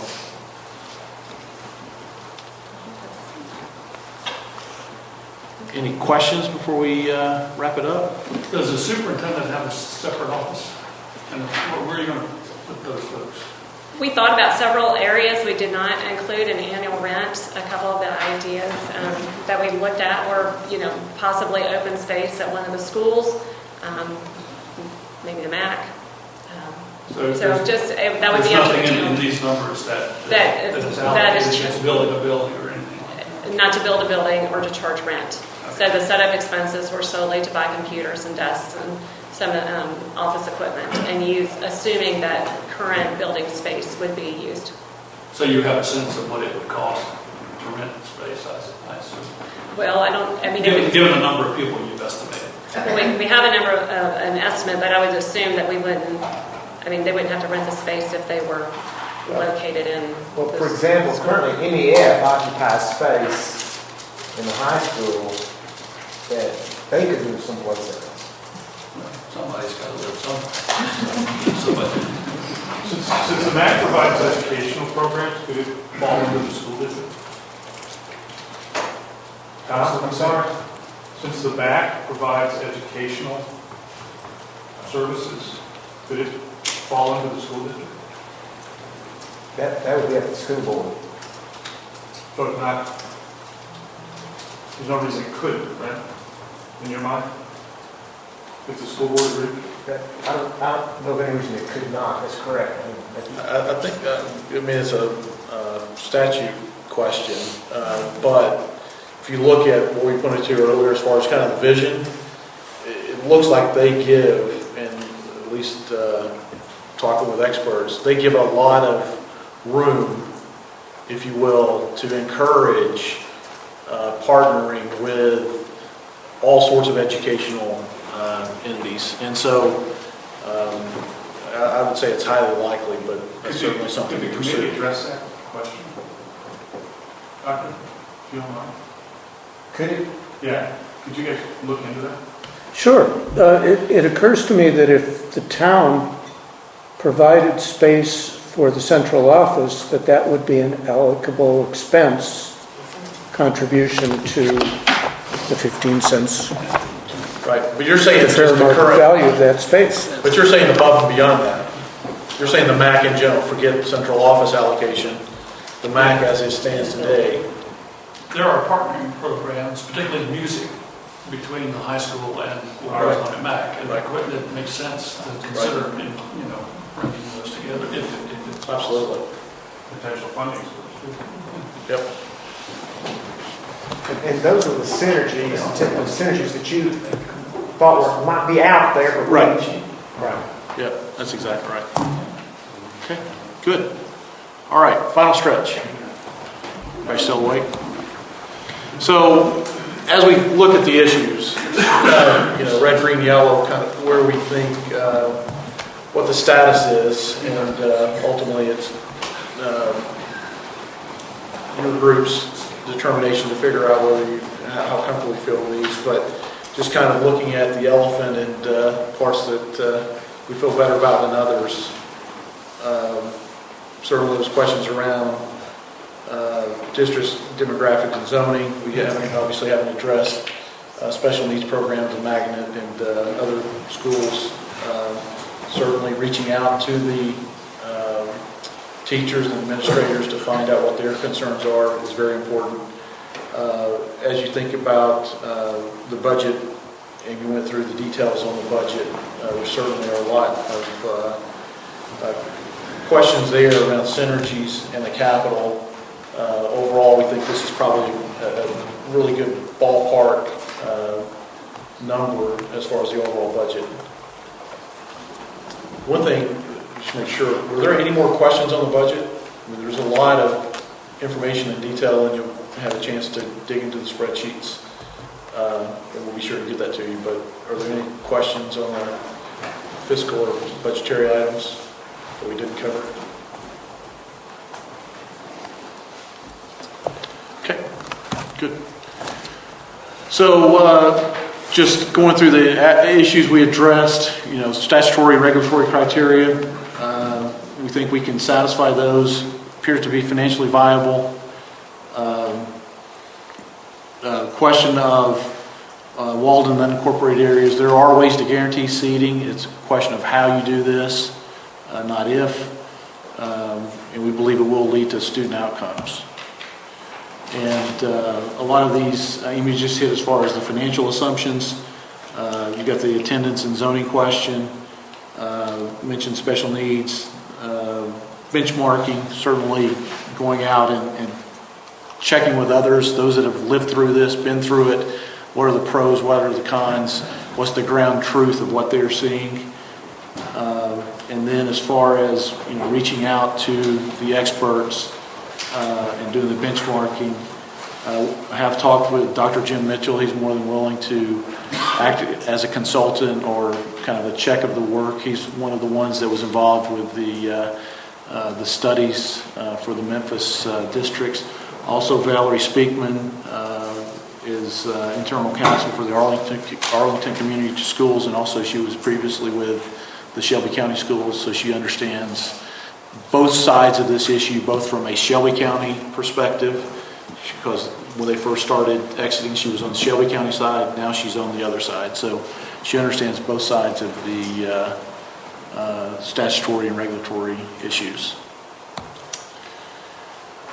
Our schools are great because of the community, and the community is responsible for the success. They have given what I found a surprising, startling amount, and it's a shame, and it's really a crime what Hamilton County's done. Not so much for Signal Mountain, but if we're doing this, schools around Hamilton County are suffering. That's why East Ridge took off the athletic fields. You go to a school like East Ridge and you see the facilities and the deterioration and the lack of care for basic facilities. It's a crime for what has happened with Hamilton County schools. And it's a crime that Signal Mountain has to contribute just for the basics. And the amount of volunteer hours. The problem we have today is we're responsible for treating these symptoms, but we have no authority. No authority about what teachers we put in place, no authority for what administrators we have. And that, at the end of the day, is the core issue. We do well, certainly, versus Hamilton County. But as we showed earlier, we're lagging behind the state, and we can do much better. And whether this should be pluses or times, I think it's really, these are synergies. These are much more than just the sum of the parts. Between the community support, the local control, the funding and top teachers, that's what's going to lead to student success. And right now, the piece that's missing is stable funding and local control. So that's all we have. So we're ahead of schedule. Thank you. You are 55 minutes ahead of schedule. It's even better. And if you don't mind, with your permission, our audience has been patiently sitting in attendance, and I would like to ask if any of the town folk and others here have questions that they would address to you. Sure. Yes, sir. I do have a question. First, I'd like to state that I am I live on a mountain, and part of the area that is not Walden or Signal Mountain City. And just to be sure I have a full understanding of this, for a Walden or a unincorporated Hamilton County family that has 3 children, this would cost them an additional $750 per year to send them to this school. Is that correct as to what you're saying? Well, I think it ultimately depends on the school board, number one. It's up to them. The way we modeled it, that's what we had. But it's currently, we also didn't include the fees that are currently, they have to pay today to go to schools. So. And can you explain to me why you call that a fair share fee? What's fair about that? Because the town of Signal Mountain would be required to pay into the schools. And so that's why we're calling it a fair share. I didn't think it was going to be a cost-positive situation for the city of Signal Mountain. I think that depends on how the synergies come out. So I think it depends on how that comes out. And ultimately, I think it depends on, again, up to the school district, and if there's synergies, would the town then feel compelled to, or the district feel compelled to charge them that? So I think, After spending our hard-earned money to make sure the school was put in place, I find it hard to find how anybody would call that synergy. And it's costing those same people additional money to send their children to that school. Thank you. yeah. Perhaps I can add something to the explanation. My understanding, and I'm just beginning to get into this, but my understanding is that current law does not permit more than one municipal jurisdiction to establish a joint jurisdictional school district. So Signal Mountain cannot join with Walden and unincorporated areas to have a single school district. So if Signal Mountain were to establish a school district, it would be required to contribute $385,000 to the money that we receive from Hamilton County and from the state in order to support the schools. We do not have the ability to join with Walden and other areas who send their children to Signal Mountain schools to spread that cost. And we can't tax Walden residents or require Walden to pay a portion of whatever that additional cost would be. And so the term fair share, whether it's the most artful term or not, the term fair share is intended, I think, to spread that cost that Signal Mountain is legally required to contribute to the other communities that send their students to Signal Mountain schools. Whether that is an appropriate cost and whether that's in true fair is something that we're looking into. And I don't think any of us has formed an opinion about whether that's a good thing or a bad thing. And that's why we're here. That's why we've invited all of you to come, and that's why we will continue to look into this.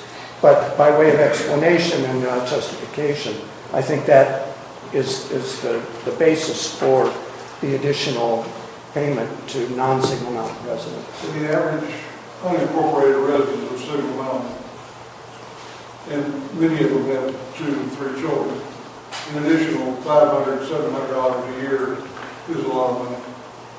And I hope you will keep that in mind as you go forward in the decision-making process. Yes. Because it is important to bring everybody together and not allow this to put a wedge in the people that live on this mountain. And to date, it seems to be heading in that direction.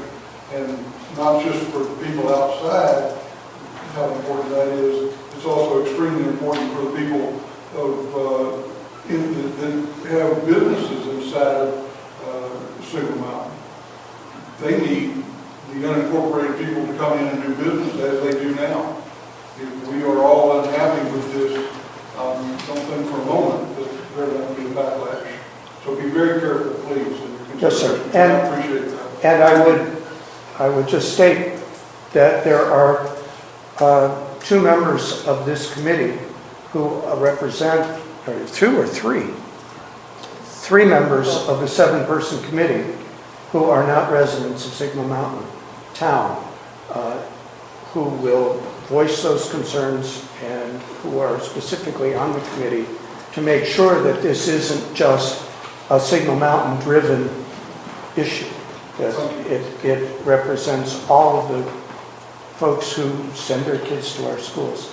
And before we move on to the next question, Mayor Howley reminded me that I should ask for your name and residence for the record for our public meeting, if you don't My name is mind. Mike Speraw, and as I mentioned, I'm part of the unincorporated part of Signal. I live over in Signal Forest, off Corral. Thank you very much. May I just want to clarify something as well. Currently, right now, we are all paying to go to the school. So there is a $64 school fee that you pay at the elementary level. And then as Mr. Hensley had pointed out at the beginning, on registration day, we go through a file of different areas. And in order to you can get your schedule without paying the fee. It's a little bit uncomfortable, but we are all currently paying between $200 and $240 per student to attend the middle high school level. So I just want to be real clear that that's something that's in place now and will more than likely not go away whether we are our own school district or not. So it's my understanding that the school board can have the authority to continue that process or not. But right now we are paying that. So if I was sending my children there and I lived outside of the city, then when we talk about that fair share, you're including those numbers as well in your budgetary format? We absorb the current fees that Amy is alluding to. So when she goes through the line, or when any of us go through the line and we have several children, they will not give us our schedule until we pay our fees, which is currently. That's going to go away. But Amy, your budget We certainly went away. does not include those fees that are currently charged. That's We right. took it out of the future expenditures, Right. correct. So we removed that from the front. So those would not be. Those would not. What about like playing football and transportation and games and all that stuff? We assume buses would be covered and field maintenance would be covered. So those are, I don't know what percent of the budgets those cover for those respective sports. So you've essentially eliminated the pay-to-play fees? I doubt we've eliminated. I think we've made a dent in it. Just, okay, reduced. So Okay. I doubt that we've eliminated. But there's some wiggle room in the budget. I mean, we've got $800,000 of unspecified. And so we have taken away the day one fees, but not necessarily all the sports fees. But those are, with some wiggle room, you can make choices. Or the school board can make choices. So now, someone who's in the incorporated, if they would charge this fee, we pay $250, that would be it is. But if that child played football, for example, you wouldn't have to pay $500. You have to come up with play football, so it'd really be a savings. If you looked at it like that. You look at whatever numbers I showed for my family, roughly $1,800, $1,600, whatever the number is. For 3 kids, I'm paying $600, and that's just scratching the surface. So, everybody's paying a lot more than just the day one school fees today. So I had a follow-up. So am I right, some of those fees that are currently being covered by Hamilton County residents would go away also? Is that? Oh, absolutely. Right. So The day one fees would go away for everyone. they would go away for everybody? For all students. So the fee that you would be, the fair share fee, if we don't like the terminology, I can understand that, but that would be then on top of a baseline of 0. So it would be a wash, Yes. more or less, is that Yes. correct? That's exactly right. Yes. So the tuition fee, if we call it that rather than a fair share fee, I like fair share. would apply, whatever you choose to call it, that would apply to your children, and not to Signal Mountain residents' children. On the other hand, if I understand correctly, Signal Mountain residents would be required in some way to cover the $385,000 cost that is legally required of a municipal school district. And we currently do that through a school resource officer. But if the county supplied the school resource officer and we didn't, the town of Signal Mountain didn't, then that would reduce the cost of operating the town of Signal Mountain by $65,000.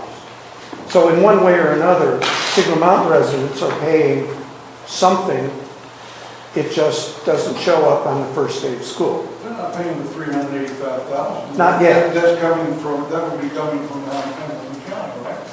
No, that would come from Signal Mountain, from the town of Signal Mountain. And whether it comes in the form of a tax increase or an in-kind payment or a reallocation of employees or a synergy with Red Bank or someone else to provide a jointly paid service, some way or another, it comes out of tax dollars for Signal Mountain. But it isn't shared with Walden and unincorporated. So It's a similar concept to, you know, if you're outside the town and you pay, I guess for the pool, for example, you pay an additional fee higher than town residents. Because your tax dollars aren't going to the town pool, you pay an additional fee to, you know, have a pool pass. we pay $50 to use the Hamilton County Library in Chattanooga. Exactly. So. Other questions? Yes, ma'am. My name is Jean Kirk-Ennis. I'm involved with 6426 Forest Park Drive. I have a lot of questions. I'm going to funnel the rest of them through our representative from Walden.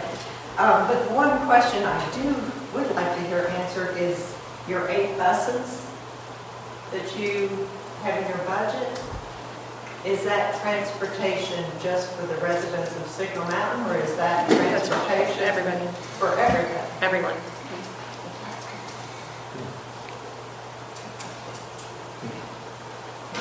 Other questions?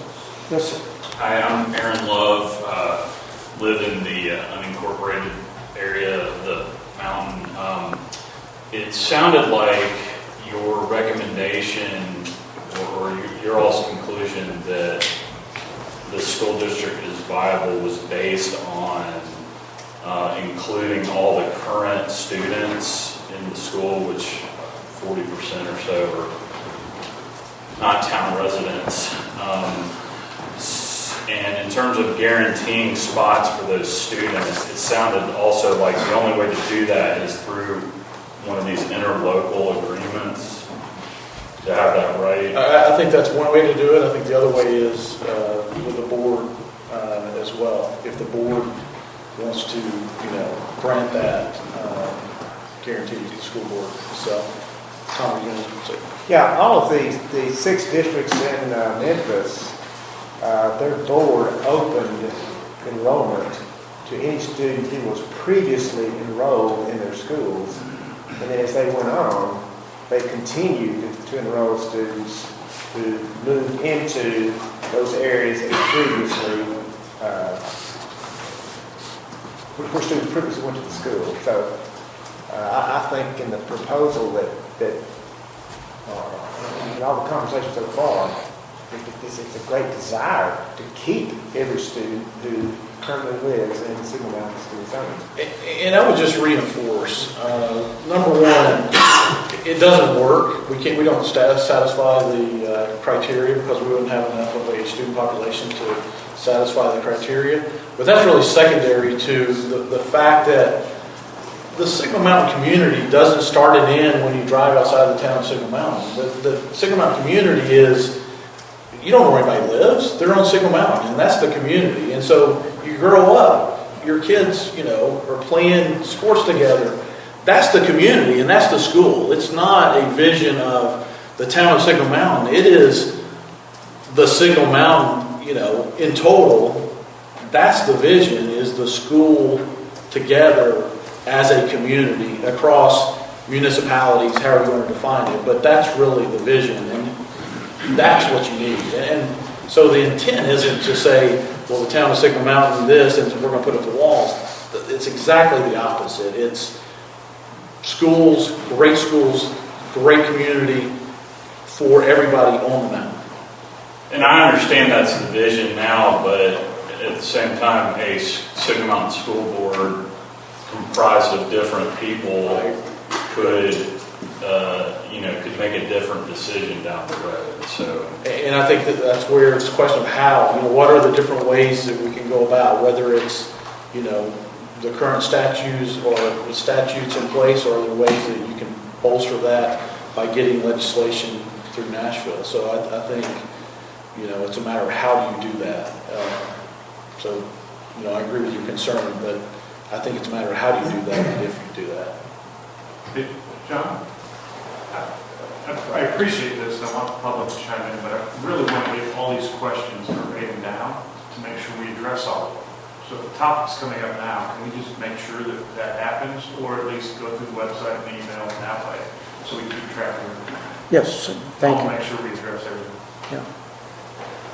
If I can just chime in as a follow-up on your question, I think in an ideal world, if we were to create a school district that included students from Walden and from unincorporated areas of Signal Mountain, we would have representation of those areas on our school board.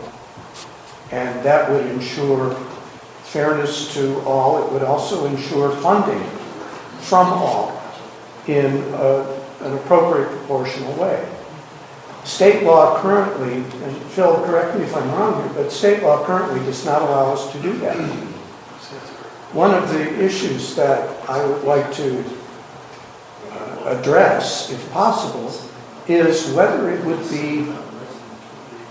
we'd be able to affect some change in that law that would allow us to create a larger school district than just the borders of Signal Mountain, which would enable us to have representation on the school board from people who send their kids to our schools and from people who would potentially fund our schools and in the broad sense, mountain schools, through their taxes, through their contributions. And that would seem to me to be the best way to do it. If we could get a change in the law that would allow us to do that, I would like to pursue that as an alternative to what we're doing now, which is looking at how can we get your kids into Signal Mountain schools and make it financially viable. So that's something that we're going to look into. Other questions? Yes, sir. The idea of Dungeon Road, I don't say the character money. Thank you. Better numbers than this. The idea that the money follows the students is that state law. Yes. In other words, could the county say, yes, that's hey, state these law. are our students? That's state law. That's state law? Okay, I'll do it. Okay. Yes. I'm Kathy Lynn, and I'm on the school board representing Junior District 2, which y'all have done an excellent job. And I am so proud of the schools up here, as well as the Red Bank, which they're doing great as well. And I just had the honor of going through Nolan, because they've finished their final stages of their renovations. Fabulous. Y'all haven't been over to Nolan to see everything they've done. You need to go over there. And I think before, my biggest question is, it's so hard for me to grasp, and I feel like it's something I need to know as well, is how can we move forward with the budget when we really don't know about the land and the buildings? Because it's sounding like you all are feeling the land and the buildings are going to belong to Signal Mountain.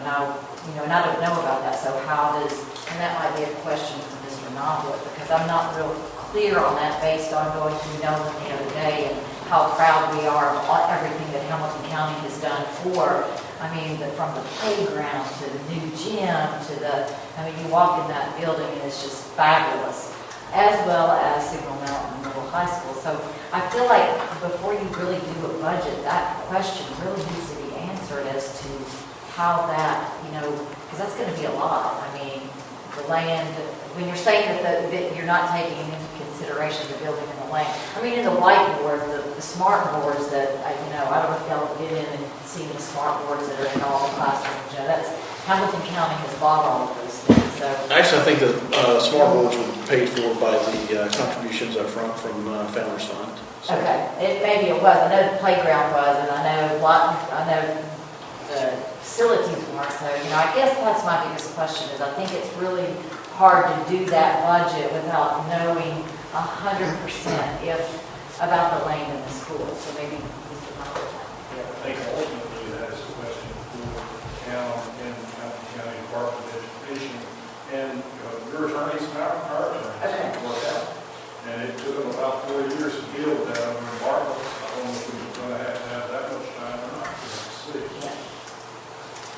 But I think that's a huge thing to take into consideration when we're doing the budget. Well, Ms. Lennon, thank you so much for your question and for being here. I just want to assure you too, we did talk about that at the work session as a council, and we will be meeting very soon to start those discussions. Very good point. Thank you. Any other questions? Any questions from our council members? Well then, I believe we are, Amy? I just wanted to thank you both for the tremendous work that you've done. I am really impressed with the amount of detail and work that you guys have done. So thank you very much for spending this kind of time with us. Appreciate it. Thank you. We are adjourned.